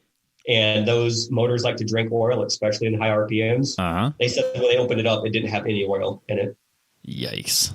Yeah. That'll. Did you have like an oil pressure gauge, that sending unit that failed, so it still read that it had oil that's pressure? Another common failure on that is the pressure sensor that's on it is a common failure. So not only do they eat oil, the thing that tells you it's eating oil is a common failure. And mine was bad too. I had to replace that. It read 65 PSI all the time. And I should have thought about that. Like even at idle, it's like 65 PSI. Red line, 65 PSI. That should be a red flag. Like barely into your car learning curve at that point. So in my defense on this, this is still nerd Don. I never turned the wrench on my own car until I met Adam. I shouldn't say I met Adam. I moved to Ames and we got the shop together. That's really what I didn't own my own tools up until that point. Yeah, pretty much. Yeah. I just relied on you for car stuff. Which is bad because at the time I was traveling full time, I was gone all over the country working. Yeah, that wasn't great for me. So I really think this is really your fault if you really think about it. Oh, okay. I see how this is going. Yeah, that's how that happened. Because I'm the asshole who's driving it around on the rev limiter all the time. All right. That motor does sound glorious. Oh, it sounds so good when you have the right exhaust on it. Yeah, sounds great. That Invetta true dual exhaust on that with the X pipe. Oh my God, I love the sound of that exhaust. I did too. Yours was the best sounding Z I've ever heard. Yeah, that was good. We've probably already been talking too long about this, and we should move on to other things. But I want to talk about. So new motor put in the car. Drove it for another year or two. When I got into a car accident in Lamar's where someone ran a red light and smashed in the headlight, fender, hood, and bumper. That's when I talked about having a buddy in college who went for auto body. He replaced all those parts and painted them for me. I forgot that's what happened. Yeah, I think I'm not sure if I sent you a picture when it was wrecked or not, but I think it was still like stanced out at that point. Because I didn't do like like track mods until after. And actually, I met David, another guy you talked about on the podcast. He was introduced us to auto. I mean, Yep. I probably would never have gotten into autocross if it weren't for David. Yeah. So it'd be really cool to, like, as we talk about the cars, like the meeting this person with this car is what led us to where we're at now. So, which it'd be cool to, if we can organize it, if my train of thought my ADHD. There's no way that we're going to be able to organize it in that way. It's just not going to happen. So I moved to Ames. So we're going to fast forward a couple years. I moved to Ames, met Adam. I got a job. I lived on Adam's like futon for a month. Hey, who hasn't? Yeah, I don't know if it was that long. It was at least 2, maybe. I had to be close to 2 weeks. Both of you guys have spent at least a week or 2 on my futon. No, I only lasted like 3 days. That was the worst futon. Yeah, I slept on a futon for like 3 days when I was between apartments. Nice, we're futon buddies. Yeah, so uncomfortable. Like buddies, but more appropriate. Yeah, exactly. It was the most uncomfortable thing in the world. No, the worst thing was that I can't stand the things that your wife likes to watch, and after 3 days, that was enough. She watched this like anime stuff, and I'm just like, right. it was like this cartoon thing, and I thought I was being punished. It was that Howl's Moving Castle or whatever that show is called. It's like the castle on like a. I thought he was going to lose it. It's like it. I remember it vividly because it's like a castle and it's floating, and I'm on my phone. I'm like doing things. So like it's like first week of college, or of that year, and like they're watching this show or movie or whatever it is, and it's just going on. I'm like, okay, surely it's got to be wrapping up like any minute now. I'm pretty sure I was at work when this was happening. It went on for like involved in it. It felt like it was a 6-hour movie. It just kept going. It's really long, and it just. That was the day I called my other buddy Tom and said, "Hey, I need to sleep on your couch because I can't do another night of this." Yeah, Howl's Moving Castle. I'm trying to figure out how long it is because it's super long. I do. Is it a show or a movie? Because it's a movie. Okay. It's a Japanese movie. It came out in 2004. Yep. Oh man. There's got to be a length in here somewhere. It's only 119 minutes long, Robbie. No, it's not. No, it's not. Time stops for like an hour in there, man. It goes on forever. It's the longest movie ever made. I promise you. I sat there for 4 hours watching that movie. Oh, it's the worst. It absolutely is. Oh, God. It's funny now, but... That's scarred. How many cats did you have at the time? When 2. I just had the 1. No, I thought you had 2. No, it was more than cats. You had 2 when I was there. Did I have 2 already? Or 1 was Danny's, maybe? I'm deathly allergic to cats. Yeah, so I'm you can't enter my house at all. Yeah, I'm instantly like red eyes, like wheezing, and this cat would like jump off my chest in the middle of the night, like just run across the room, like pounce off me and jump back. Why are you doing this? Yeah. My cat loves people. Yeah. So you had a Z, right? I took the job in Ames because Adam was living in Ames at the time. I had a couple job offers, but I left Wells, and I had a couple job offers. I knew Adam was in the Ames area, and him and I were best friends in college. And I'm like, dude, there's a job that's close to you. I'm thinking of moving down. He's like, oh, do it. Move down here. It's awesome. You'll love it. So I took the job at AccuMold because Adam lived in this area. So I took the job, bummed down, lived off his futon for a few weeks until I got a place. Started my night shift job at AccuMold where I met David Allen. He's a Mustang guy. He basically killed us at Marshalltown, and he does some RPM track days with it. But he's got a pretty decently modded Mustang 5.0. So it's not the newest body style, but the one previous. I'm terrible. We have no idea. Yeah, it's a 5th. They're all S550s. That's what I've decided. It's a 5th gen, okay. I think. No matter what it is, it's an S550. But he's got some pretty awesome mods on the thing. We've modded it in our shop at one point. Like he owned 2 or 3 Mustangs. Whenever a newer one came out after a few years, he'd get it. But I think I sent pictures of like David's Mustang in the shop, and we're putting the Boss 302 intake on it and exhaust and long-tube headers and aluminum drive shaft. Maybe it's a carbon fiber drive shaft. Anyway, so I moved to Ames specifically because Adam was around this area. And, we're friends. I wanted to be closer, and I wanted to try something new. Took the job at AccuMold, met David. David autocrossed all the time at Marshalltown. Told Adam about it. Adam and I decided we were going to go autocross with him. And you had a TT, a blue one at the time. Oh, yeah.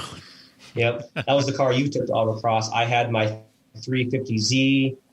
David has Mustang, and fell in love with it instantly, like most people do. And, skipping ahead a bunch of cars and a bunch of fun stories. I'm gonna stop you right there, because this is your first time autocrossing is one of my favorite stories that I'm not a part of, and I want you to tell it. Me? Yes. Because when you you said when you walked in there, when you showed up for your first autocross, where did you have your hands? Oh, okay. Who told you that? You did. I did? Yes. Who do you think told him? All right. So Josh got so pissed because I drove like this for a long time. And again, I'm not a car guy, so back off. I had just transitioned into being a car guy during this time that we're talking about. And car guys are use that word very loosely. I had started buying my own tools around this time. My 350Z had wheels and tires on it. That was an exhaust. Nope, no, I take that back. Just wheels and tires. And I did those myself. I took the wheels off and put them back on. Car guy. So I show up and I have one hand on the steering wheel in like the 9 o'clock position and the other one on the shifter. And that's where they stayed the entire race. And basically, if you look at a picture like Vin Diesel driving, like how Vin Diesel would look, that's what I assumed you needed to do to be fast, because he's Vin Diesel, okay? Okay, he is. Yeah. 900 horsepower Charger, whatever it was, that's how he drove it. If you Google it right now, that scene, he has his hand at 9 o'clock and on the shifter. So that's what I did. So after being made fun of a lot about that, losing control of the car multiple times, it took about a year to break that habit. But yeah, that's how I drove. And we ended up talking Dalton into coming down and autocrossing with us. And again, with his Dale Earnhardt Monte Carlo. Supercharged Monte Carlo, yep. And he drove the same way. He had a motocross helmet on with a GoPro on it, and he was giggling. And you can hear him say, "Can you see me giggling? I'm giggling right now." And it's a great video. I have it somewhere on my. Oh man! But that's this is where it started. Dalton started racing because of this. Adam and I got into autocrossing. Dave was already into it, and got me into it. I was shortly thereafter. I was just say I got Robbie into it. Yeah. And that's literally that's where I met Michael. That's how this whole thing started. It's David's fault. David, this is David's fault. Yeah, it's absolutely David's fault. Yeah. So all of this because I met David at work. David said, "Let's go autocrossing. You've got a cool car." And I've got buddies with cool cars. Let's make it a thing. A weekend. We all got together. I'm like, well, that was fun. So we just kept getting more and more people, but I ended up blowing the clutch out of the 350Z, and I wasn't experienced enough to change it myself, so I sold the car. Then I found the car for sale on Craigslist a while after with a new clutch in it, so I bought it back at a lower price. So not only did I save money by not having to do the clutch, I sold it and bought the car back cheaper, and it had a clutch in it. So welcome to Don. You're welcome. For anybody looking at the clutch, just sell the car. Wait for it to pop up for sale again. Jeez. And then I sold it again. I can't remember why, and bought it back. So it's 1, 2, and then bought it again. And that's when I decided to go full race car with it and went, KWV3 suspension. Every bushing was upgraded. Bigger brakes, fiberglass fancy diff. Limited a quaif. I think is that how you say it? Quaif. Quaif. Yeah. It's queef. I mean, it's clearly a limited slip. In fact, the day I put that in, Robbie, you came to the shop as we had a contest who could do the longest burnout. You come flying in the parking lot like Mach 70. I did not. You had an open diff at the time, just one tire, and you were just. Oh yeah, I did. I did have an open diff. Yeah, 100-foot like just black burnout mark. I do remember trying to do donuts in the parking lot of the business next door. Yep. Yeah. That definitely happened. I bought and sold that car. Bought it 3 times, sold it 4 times, so I don't currently own it. But I regret selling it. We had done so much work on that car, and it was a pretty solid little track car. We've got some videos of it at MAM. This is when I was an amateur driver, which I still am now. But we were putting down, a decent times at RPM, and we were not even close to being like I think Josh drove it and put down a mid 140, something like that. And which is a pretty respectable time. And, if he's not anywhere close to the driver he is, well, not now as he was then, he's a way better driver now. And like I said, it was a pretty well-built car for the time of, time and money put into it. It sucks that I sold it. I can't remember why I did.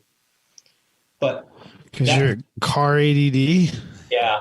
If you haven't paid attention to like how we've talked so far, my ADHD consumes me. It's so hard to keep me on a single thought, which is hilarious to like be in charge of like teaching people. Yeah, it's your job. Yeah. So I have to like prep, I usually have one screen, like 10:30, I need to be talking about this. 10:45, I need to have moved on to this point already. Like I have to like look at this and keep myself moving. It happens. Yeah. So on the second time I sold the 350Z, I had to replace an O2 sensor, and it was like 11 o'clock p.m., close to midnight, and we needed a 24 millimeter wrench.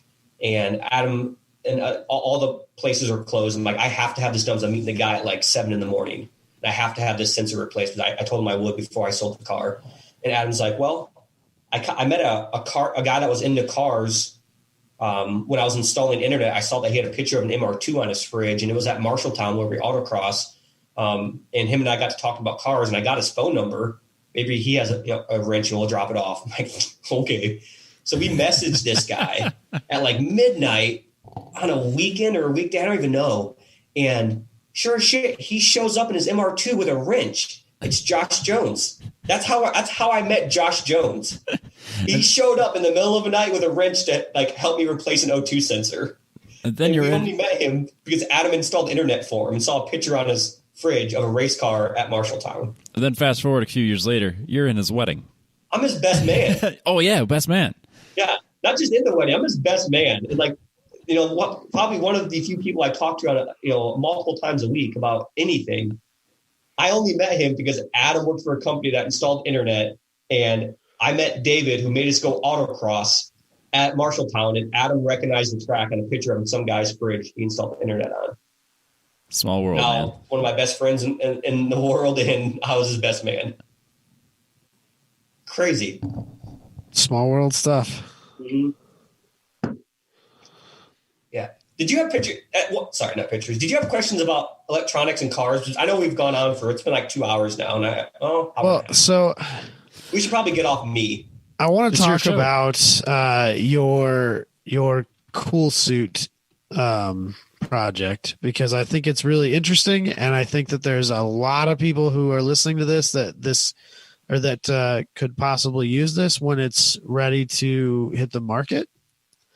And so let's talk about that for a little bit. I honestly completely forgot about that, and that's one of the things I was most excited about. I got so excited about reminiscing. Let's sell some cool suit systems for Donald Boss here.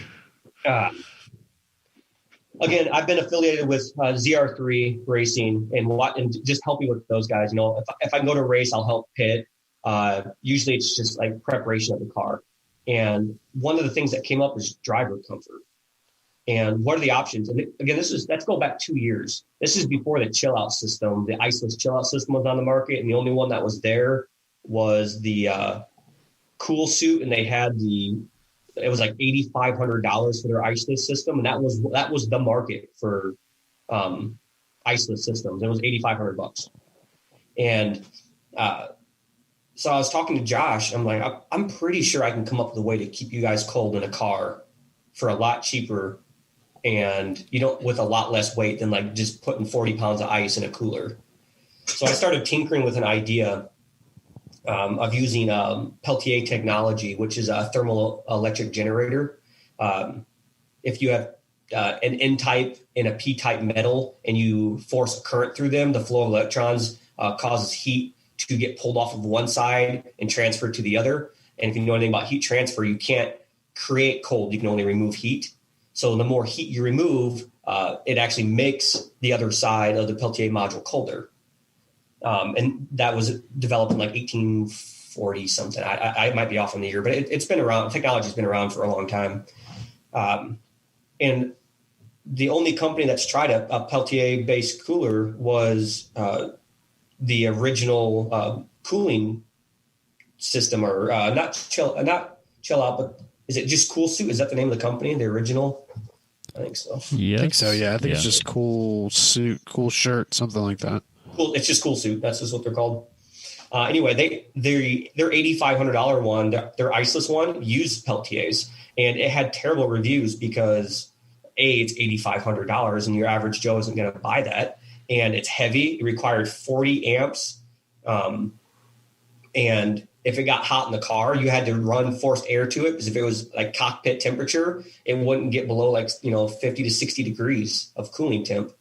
But again, I was convinced I could do better.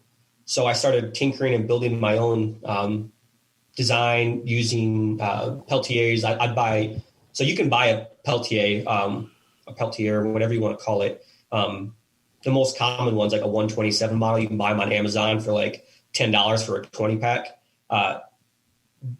Those you can't make work. The energy it takes to get the BTUs of cooling that you need, you're running 60 amps. So anyway, I decided to make my own. And the ZR3 guys agreed that I could send them with test units and give me data so I can keep tweaking it and making it better. And they went to a race in like Texas, and it's hot as hell. And they show up with this like 1 gallon or 2 gallon red cooler with, it looks like a bomb strapped to the top of it. And it's got wires hanging off, a heat sink, a fan, and some tubing. And that was my first attempt. And like, they were like saying, people were looking at them like laughing, because it was like 107 degrees or something. Like, oh, they're going to die. Yeah, they're getting heat stroke. And that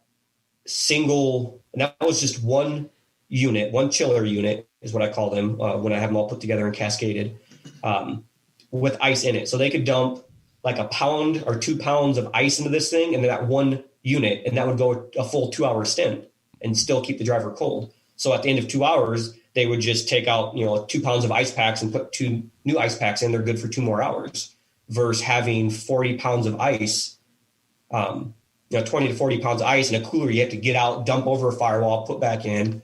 So that was really cool. That was a huge first proof of concept that, these things are, I can be efficient enough with these. So that turned into stage 2. And that was to make a entire enclosed system that doesn't require like a big cooler, everything self-contained. And I built that one in like an ammo box, I think is the picture I sent. And they went and tested that one, and it worked. And, I got some feedback from them. This is what they'd like, adding some more features to it. So then I developed my version 3. I think Dalton tested that one, which sucked because his car, I have a temperature monitor in it that monitors temp every 15 minutes, and his was 131 degrees. His cockpit temperature was 131 degrees Fahrenheit. I can vouch for that. Which is it gets so hot in that vet. I don't know what it is, but oh my gosh, it's hot in that thing. He could invest in some exhaust wrap and protection. Well, he has like holes in his firewall, like you can reach out and touch exhaust header from inside of his car, and like that's where he puts the cooler, like the worst spot you could put it. And he's like, yeah, it only really got down to like 60 degrees. Like, it was 131 in your car. And if that would have been like an average car, that would have been like 45 degrees cooling. But that was my third attempt. And I got some feedback from Dalton, and I've tweaked it quite a bit. Now I'm on my fourth revision, and it is ridiculous efficient. So is that the one that's going in our Porsche? Yes, that'll be the one that you guys will have in the Porsche and the ZR3 guys will have. And its platform is a standard ammo box. So if you think it's a 10 by 6 by 8 box, and it's powered by an Arduino. And my goal is to make everything, no custom parts. That's what makes these things expensive. I want parts that anybody can buy and replace. Like, you need a new touchscreen. It's $12 on Amazon. Buy it yourself. You don't have to go through me. I want the average Joe to be able to have a system that can compete with like the $2,500 systems, but for a fraction of the price. Because, I mean, keeping a driver cold when it's 131 in a cockpit's pretty important. So my version now that I'm hoping to actually market and sell through Tech Boss, which is an LLC I made in case, someone dies because of one. Let's hope that doesn't happen. But if it does, it'll be Dalton. Yeah. And it probably won't be your fault. No, it won't be my fault, but it'll have my hardware in his car. So that's fair. But chances are, if Dalton gets killed, even if it is some way in shape or form directed or part of whatever you gave him, it's probably also operator error. Let's go with that. Yeah. So so let's back up. So Peltiers, their principal function is, however, they have a linear temperature drop from hot side to cold side. So a cheap Peltier may have a 50-degree swing. So whatever the hot side is, the cold side will be 50 degrees colder. The issue is you have to pump current into them to move electrons through the NNP type material. So by moving current, you're also creating heat.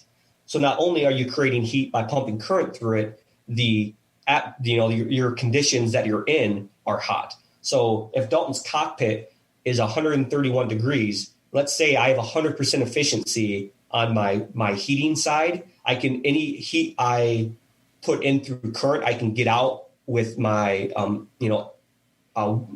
air to water, whatever heat exchanger process I'm using, whatever I'm using. If I have 100% efficiency, the coldest I can make that is still only 131 degrees.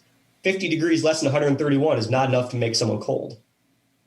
So the ideal temperature is 42 to 48, somewhere in that range, depending on driver. Anything colder than that, you almost get like the jitters when it hits you, and it's relaxing, but depending on where you're at in traffic when that happens, that could be a negative. But so what I did is I created my own Peltier module that has peak performance at 14.7 volts, 14.4 volts, right in that range, because that's where a car is when it's running, and that's where it's most efficient. And I can, so I stacked the NNP type material in a cascaded pattern, which means on top of each other. So the hot side of one's feeding the cold side of another. And so it's using the least amount of power at that voltage to produce the highest delta change of temperature possible. So with my current one that I'm building, I've hit negative 65 degrees Fahrenheit. Yeah. And I don't. What the fuck? It's sort of, there's got to be some sort of practical application for that, but I don't know what it is. Yeah. So in my 71 degree basement, I've let it run. And I've gotten into the negative 60s, which obviously that's no load. That's without pulling heat off of something. It would never get that in a running application. Right. But that's absurd. It's crazy absurd. So how have you tested this latest revision? So a few ways.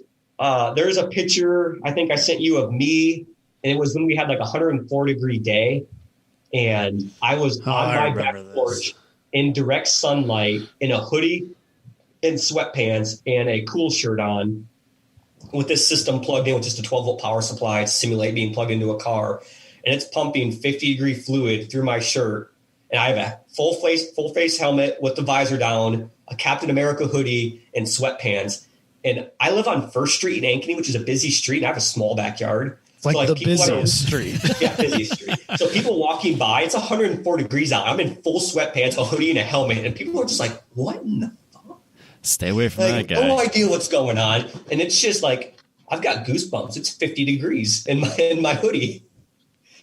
And that wasn't the latest. That was revision 3. Revision 4 is colder and uses less power. And that's the one you didn't you take your Ridgeline out and do this kind of the same idea? Yeah. Yep. I had the cooler buckled in my Ridgeline, and I had the heat on full blast, and it was 131 degrees, 135, pretty much comparable to Dalton's Corvette, because that's what I wanted to test at. And I was just cruising around taking temperature updates with the windows up, hotboxing myself. That's incredible. Yeah. So my end goal, my first goal was to keep the ZR3 guys comfortable for, a budget. And then that turned into, I could make a cooling system that everybody can afford. And I'm talking like $500 to $600 to have a cooling system that can outperform a $2,700 cooling system. And all the parts there's no custom parts. Everything I'm putting in this thing, you can order yourself. It's an Arduino Mega 2560. It's an LCD screen that plugs into that. All you need is the software, which I have an open source. I have a GitHub. If you're a coder and want to jump in and see the code I've done for it, you're welcome. It's open source. None of this stuff is proprietary. I just want the average person to be able to use this. And I don't know. It just seems like one of those things that shouldn't be that expensive. And it's a pretty simple concept. Yeah, like I was always shocked at how expensive the cool systems were, and then you messaged me about this, and we talked about it quite a bit over the last year or so. And I'm telling the race team about it, because we talked about what we're going to do for cool suits. I'm like, no, we only have one option. We're buying Don's design. That's it. What you don't understand, guys. This he's on to something here. This is what we're doing, and it didn't. Obviously, it took no time for me to explain to them why it's such a good Eric's idea. already reached out to me. He's like, so can I get a wiring schematics? The wiring, I'm like, well, it's 2 wires. You plug it in. Everything else is self-controlled. Yep. So, yeah. And that's another thing is it comes with features that you have to pay extra for the other ones. So it has a couple different pump options. You can have continuous pump where it just constantly recirculates. Obviously the temperature is a little bit higher, but it'll maintain a 50-degree temperature indefinitely. It's plugged into the car's running. You're 50 degrees indefinite. You can have it on a pump cycle. So every 30, 45, 55, 65 seconds, it'll pump, and that gives it time to cool down a little bit more. So if you like those 40 degree, 35 degree, 33 degree pumps that make your nipples hard and goosebumps, you can still get those. It'll automatically pump at whatever time interval you set up. You can have a custom, set points, P1, P2, P3. And if Eric gets in the car and he likes to be at X temperature, he can, hit his number and it'll maintain his number. Yeah, I feel pretty confident that we're going to have different temp settings. Yeah, and it varies quite a bit per person. We getting at, Robbie? I'm totally comfortable in the heat where a lot of people aren't. Smaller of a gap. Well, that too, but yeah. I'm just saying, Robbie loves the heat. That's something I've known about Robbie. As long as I've known him, Robbie's perfectly comfortable in 85, 90 degree weather during the summer. That's 90, 95, whatever. That's fine. It's the cold that Robbie hates. I prefer when I do long distance runs or working out outside and stuff. I prefer well into the 80s. If I'm going for a 6-mile run, I want it to be sunny and 80 with my shirt off. I'm comfortable. Like a snack. That's not fair. So I know for time attack, a cool suit's never even crossed my mind. Yeah, I've met people like that. Like Dalton says, he's gotten out of his car with time attack and felt like puking and never he's dizzy and stuff. I'm like, you don't realize that's almost a heat stroke, Dalton. That can happen while you're driving and you crash.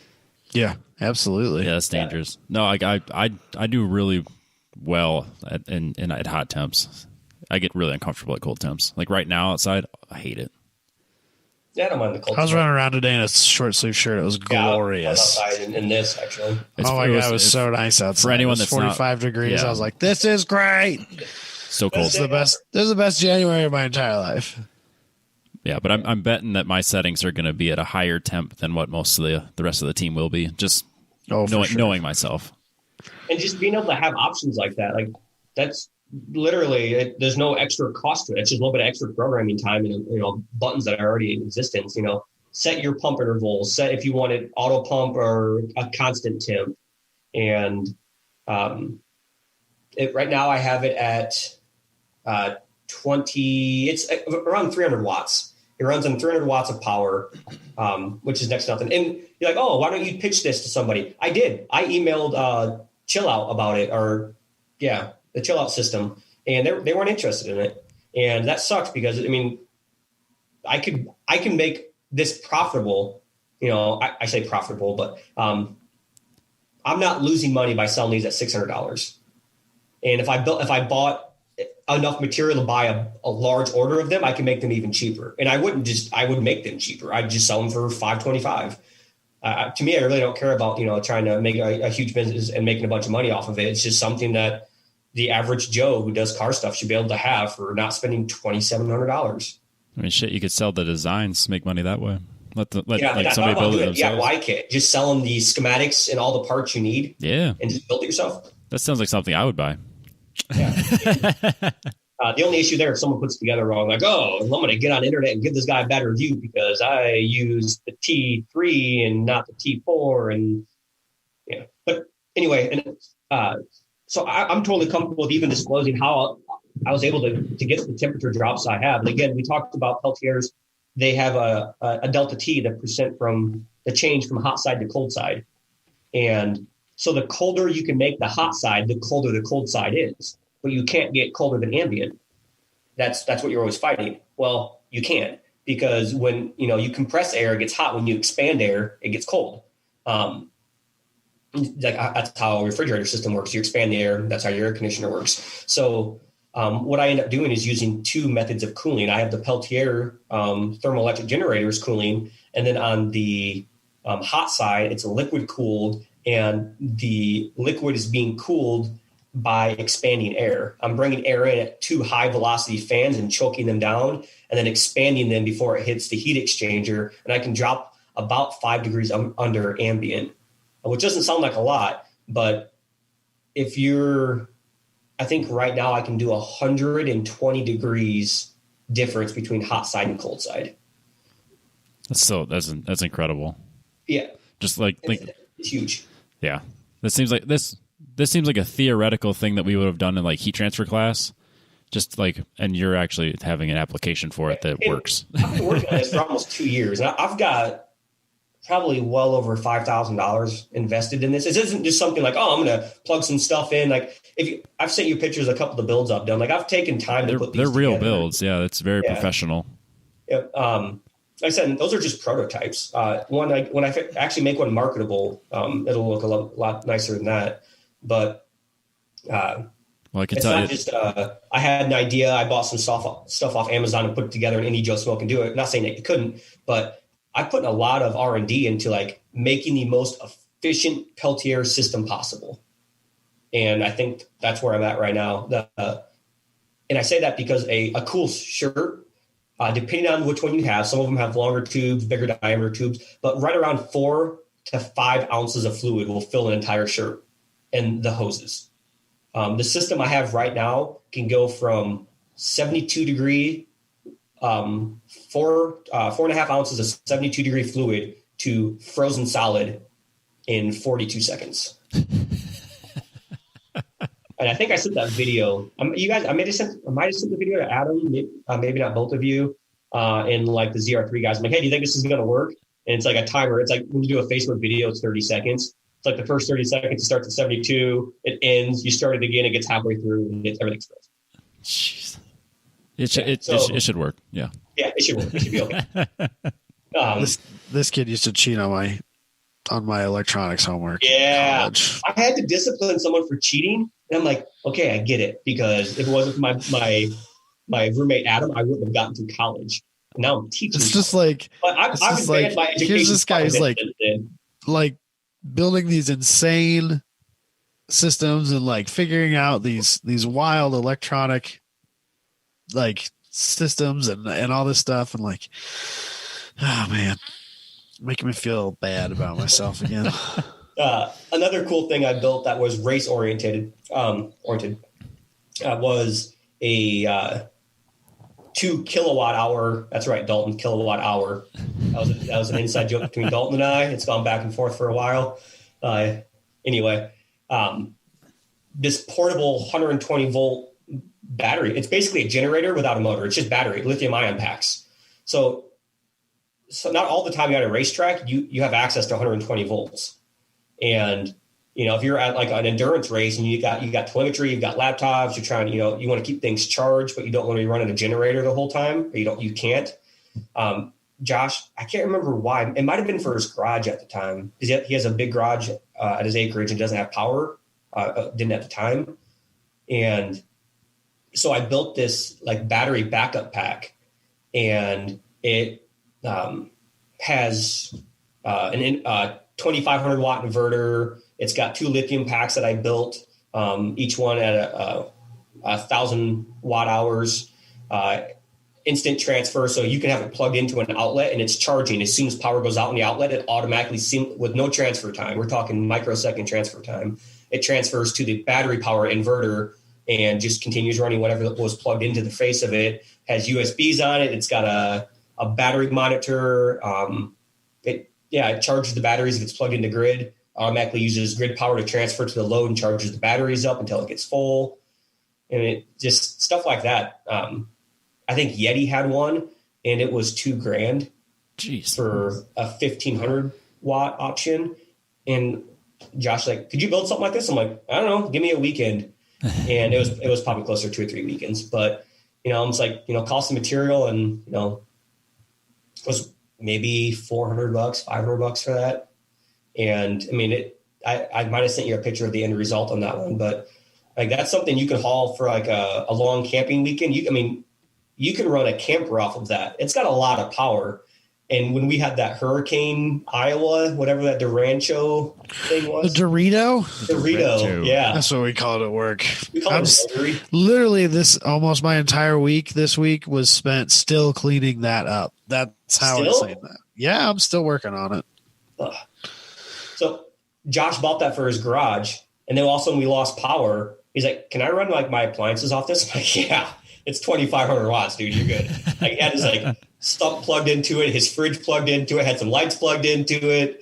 And then he took it to his dad's, and his dad ran his fridge, and it'll run a fridge, 10, 12 hours before it needs to be charged up again. At a racetrack, we, on the way back from the last event at Hallett I went and I helped do pits for their last race of the season last year.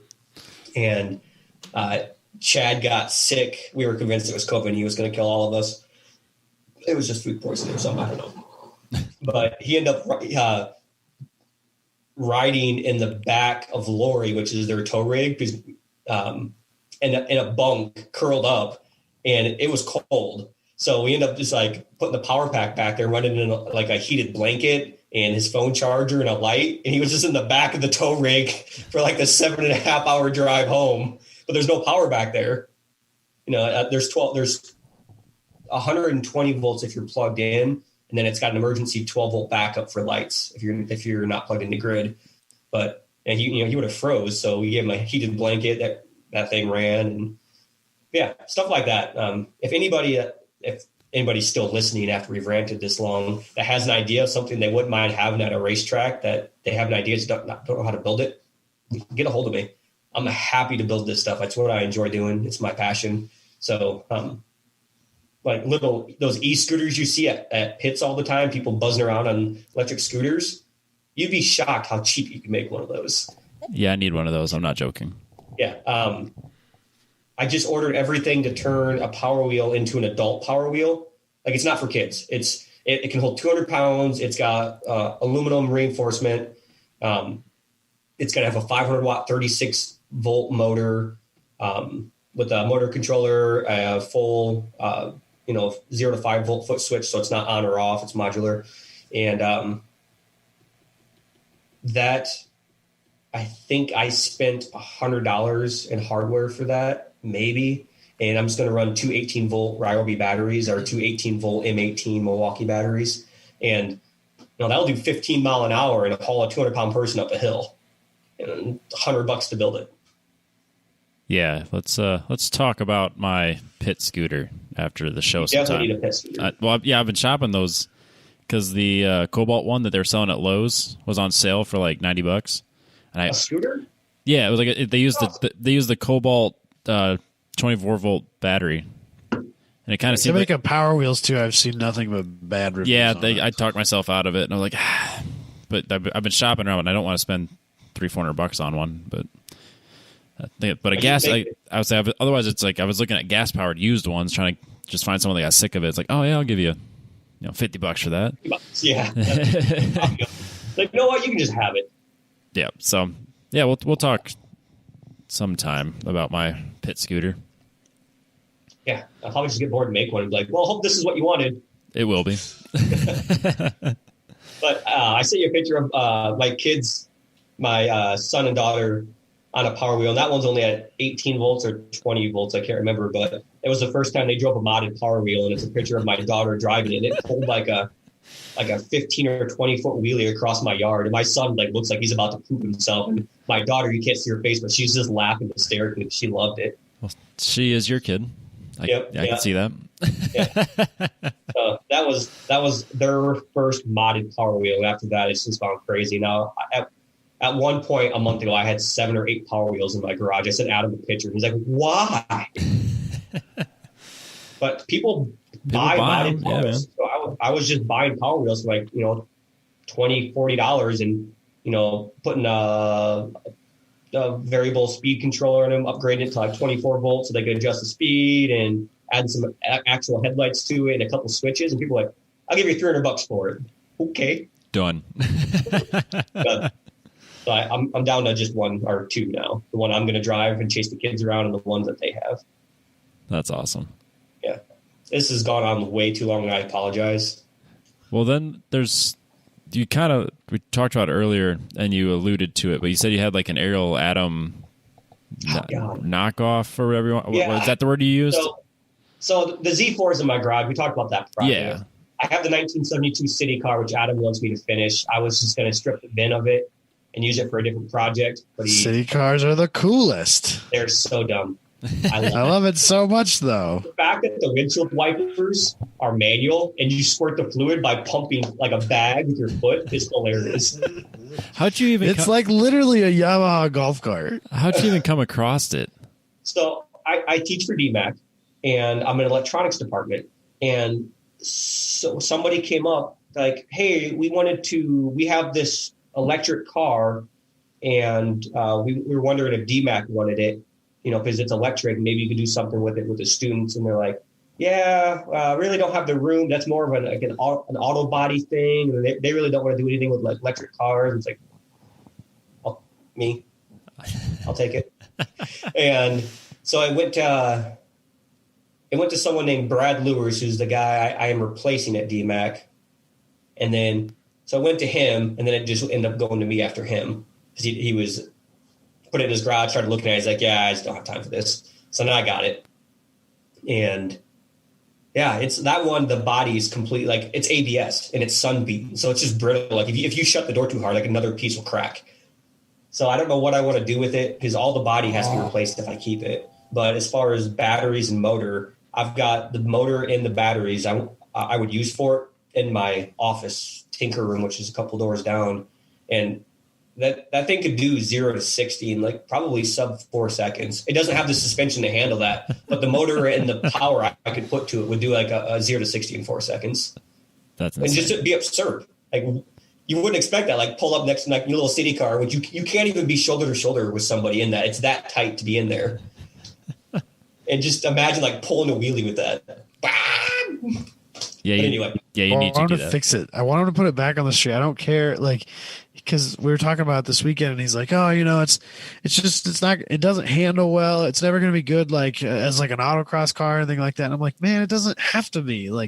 Just no, fix use it. the quote. Use the quote that you said, because I told you I'd call you out on this. I don't even know what I said. And I quote, not every car has to be a race car, Don. But that's true. Not every And car I needs about to be a race car. Adam, Not every car needs to be a race car. You could just have a car that's fun to drive around on the street and embarrass Hondas and Subarus at stoplights with. That's perfectly acceptable. Yeah. It's the perfect city car. It is. And I think you guys talked about the city car on an episode about, why it existed. Yeah, because it came up and I posted pictures on the Facebook. So yeah, that's a side project. I'll probably end up finishing it just because I have the parts anyway. But a couple of weekends ago, I have no idea why. I'm always on Facebook Marketplace, but I buy stuff and sell it all the time. That's my side hustle. I build electronics. I sell electronics. I always try to side hustle. And so when I see something I think I can turn a profit on, I'll buy it and sell it. And what popped up was now, correct me if I'm wrong here. I think you pronounce that Toto. It's Toatoa. Sure. That's the brand. It's a cheap Chinese brand. Toa. I think that's the same brand that made Josh Fettis's knockoff Ruckus. Yep, they make those too. And they have like mopeds and dirt bikes and four-wheelers. It's a pretty big brand. But anyway, they make something called the Toto Aero. And I saw it. And before I read the description, I thought it was an aerial atom. I'm like, wow, I just see one of these for sale. And it was listed at $1,000 or $1,200. And so I look it up, and it's literally a mini aerial atom. It's got the same, I say the same, I'm sure the geometry isn't the same, but it's got like the top mount F1 style suspension on the front A-arms, just like the aerial atom. Suspension? Yeah, okay, car guy. Again, not a supercar guy. Into cars, I was really into autocrossers. Not the knowledge that you guys have. Yeah, I don't know anything about cars, so it's useless. Yeah, don't worry about it. But it looks just like an aerial atom. But I sent you the dimensions. It's like 2 foot shorter and 1.5 foot narrower, and about the same ground clearance, depending on what you set the coilovers to. But it comes with a 10 horsepower motor that makes does like 0 to 40 or 0 to 45. And it's just a turd, but it is a riot to drive. And I bought this thing for $800, and I toured around my yard. I have a pretty small yard. I did like 50 laps around my yard, just laughing hysterically. Took it to Josh's place. We tore around his yard. He crashed into the trees once. We took it on a top speed run down his cul-de-sac, just laughing hysterically. And we're in like a foot of snow, and this thing's still like, marching through it. And it's just been a riot. I'm like, do you know it'd be fun if we put like a 650cc CBR crotch rocket motor on that? Yeah. So then I started looking into it, and now I'm putting a crotch rocket motor on it. Yes. So that's the thing now. This is the best thing. What? This is the best thing. This is absolutely the best thing. So like I said, it has a 10 horsepower motor on it now. That's going to be going closer to 80 horse with a 6-speed, sequential transmission that has a, you can't see my hand, which is probably not the YouTube's, but just like the shifter next to the steering wheel where you're just like jamming your fist forward. Yeah. I'm assuming that's the noise it makes. I don't know. It's going to be so good. But yeah, so yeah, that's a project now. I've got a donor bike lined up. I'm just waiting to pick it up. So yeah, 650cc, 6 speeds of 2013 or 2015. I can't recall, but it was $1,500 because it had a broken front wheel and a damaged fairing. Don't care. 12,000 miles on it or something like that. I just want the motor and tranny and the gauge cluster, because all that I'll just basically unwire it from the bike and then extend the wiring so it goes where it needs to go on the poor man's aerial atom build. So it'll have the same gauge cluster the bike has. Are you going to make this street legal? Yeah. Yep. So it'll be street legal. So it'll have turn signals, brake lights, disc brakes. It doesn't have to be disc, but it has to be brakes that have to meet a certain standard. And that's why I was going to use the city car as a donor for the VIN, because when you do a custom dune buggy, you can register it as a new VIN, but it's easier to register it off of like why people use VWs for old like sand rails and stuff, because it only has to meet the safety requirements of that vehicle. And as you know from the discussion we had, the safety requirements for the city car they weren't there. I mean, could you tie yourself in with a piece of twine? I mean, they had a 0-star crash test and like a 1-star, front rating or something like that. It was terrible. So it wouldn't be hard to meet those if I used the VIN off the city car. So It's going to be great. Yeah, I didn't realize that was a thing. I honestly had no idea. Yeah. But if I don't use the city car, I'll have to have it VINed as a basically a new VIN, a street legal version of what it is. It won't be super hard, but the inspection process is a little different.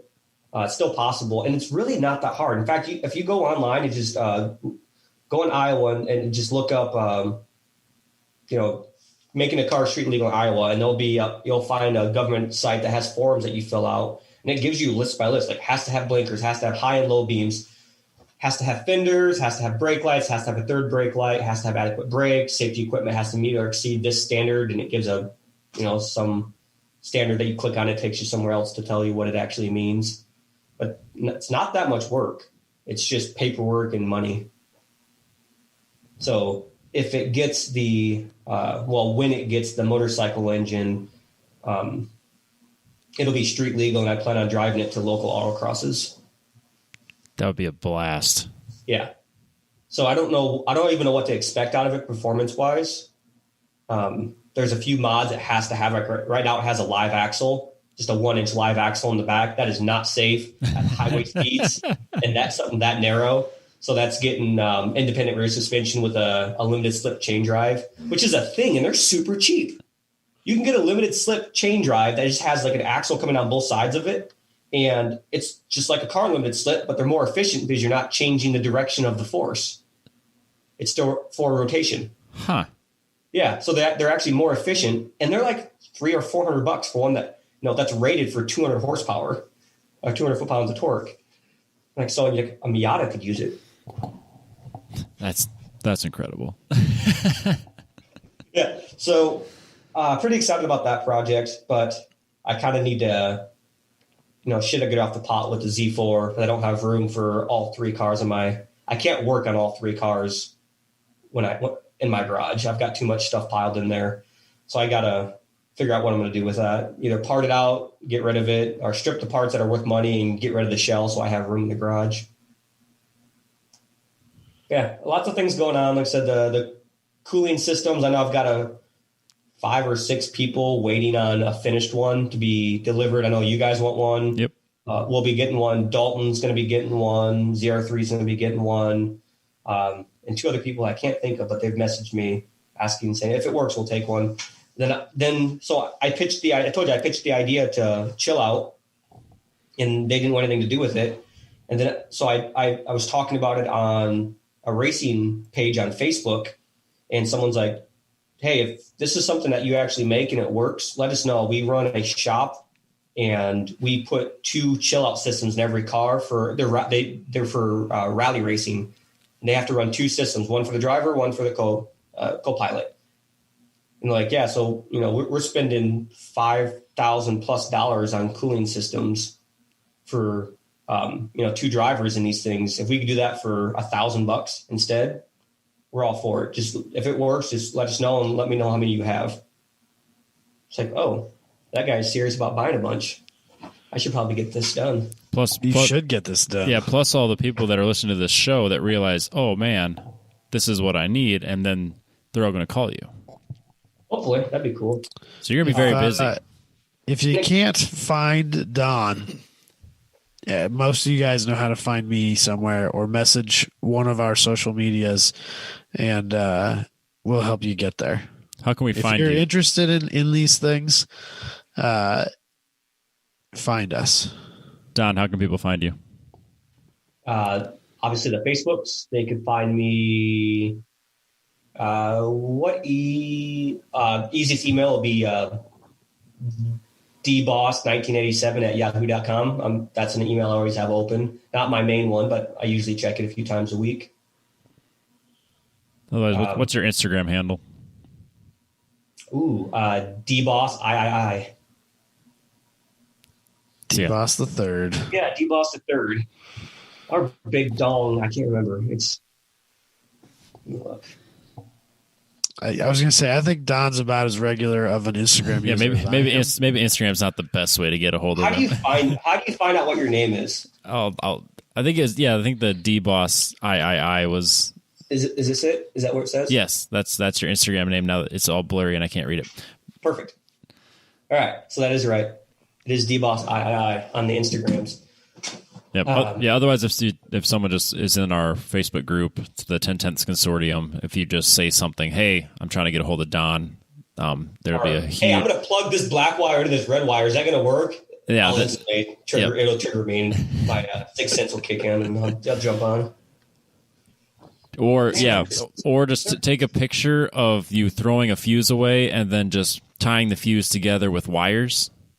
There you go. That'll Using get a him. wrench, or like a penny that you bare just piece of copper. Yeah, that will work. We'll tag Don immediately, and you'll be in touch with him. It'll be momentarily. Almost no time at all. It's amazing. there was a lot more things I wanted to talk about. I know this is a long show for you guys. We can break the record. I don't care.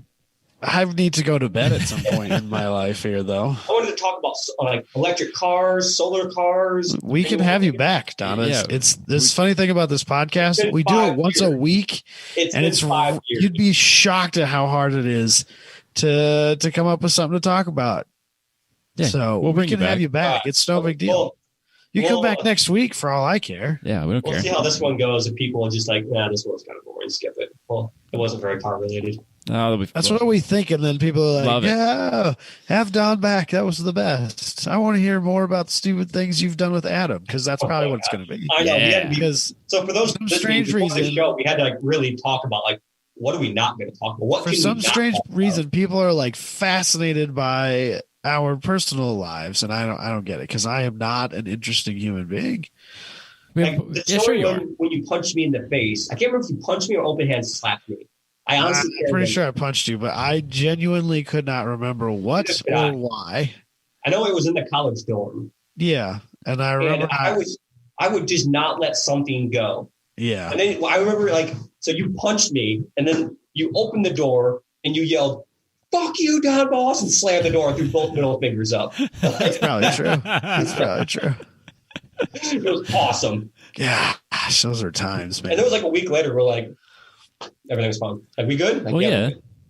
I mean, that's how it is with guys. I mean, you just get in a fight. Women, we would still hate each other. I would still have a grudge against you, and I would tell people that you're a slut. It was almost the end of spring semester, and you and I had a summer semester, and our other roommate did not. And I literally remember when he left, you and I were sitting, because we were kind of still mad at each other because it was only a few days later. And we were literally sitting on the couches in our apartment, and we were like, well, either we need to get along and bury the hatchet, or one of us is going to jail and the other one's dying. So what are we going to do? I'm like, well, I guess we're going to get along then, aren't we? And that was the end of it. Yeah, that was the end. Yeah. Oh, the time you picked me up from jail was the happiest I've ever been to see you. Yep, I picked Don up from jail. Yeah. Literally, I thought we were going to have to walk home or get a taxi. And we walk out and there's Adam just greeting us. I was like, oh my God, dude. That's a good friend. Flat tire Cavalier story. That's a good one. That's one of the best stories that I could actually tell on this podcast ever. Yeah, Tony Barton, man. Oh, that was such a good story. Broke into our apartment to get your keys, to break into your car, to get your car. Oh, your car. All right, just tell the story. We're here already, man. All right, go ahead. Long. Okay, so Sioux Falls, South Dakota has this. What is it? It was a car audio thing. No, it was they have that big car show. It used to be downtown. Park and Pound. No, not Park and Pound. No, I know you. It's not Harley Nights. It's something Summer Nights or Summer-rama or something like that. It's the Autorama, maybe. All the locals are streaming at their phones right now. Yeah. They used to do it downtown. Yep. And Don and I took the Cavalier there. What's in the back of the Cavalier? The wall. Okay. All right. It's like a Wednesday night or something. We had school the next day, so we were like, it'll be fine, right? And we got all the way there. We did whatever we did there. We were driving back home again. It was nothing remarkable while we were there. I don't even remember. But we're driving home. We got maybe halfway between Sioux Falls and Sioux City, which is an hour and a half drive or so on the interstate. And I blew a tire on the Cavalier. And because I have this ridiculous stereo setup and there's literally a wall. this huge, insane stereo. Obviously, I don't have a spare tire in here anymore because I couldn't get to it even if I wanted to. And so we're like, well, fuck, what are we going to do now? And like, well, Don owns a Cavalier. He's got a spare tire. Okay, well, that's a start. But how do we get to it? Because like, I didn't want to call my dad because the stereo thing was like not really his favorite thing in the world. And I maybe even been at the point where I still really didn't let him know that I was doing some of the things I was doing. I don't think he knew we had a wall on it yet. That was that was kind of like a slow roll into letting him know that because I wasn't sure how that was going to go. But so we're like, well, I can't call my dad. That's out, And this was during the summer when it was just me and Don living in our apartment, so we couldn't call up our other roommate and have him bring us the tire. And so like we're calling all the people we know, and like we're down to this one person who's one of Don's old buddies who's like legitimately the least reliable person known to man. Yep. And his name was Tony. And Tony actually answers the phone. He's like, sure, man, I'll do that for you. Like, I'll go get your tire for you and bring it to you. That sounds great. I'll just take my mom's van and I'll be there as soon as I can. And so he gets there, and turns out that Don, for like once in his life, locked the Cavalier in the parking lot of our apartment complex. So Tony calls us, and we're like, well, the door to the apartment's locked too. And he's like, well, I'll just break in. So he like broke into our apartment through the front window. Don't know how. I still really don't know how. Yeah, he's not a small, like agile dude. No, he's like 6'3" at the time, probably 220 pounds. Yeah, like big dude. And nobody stopped him.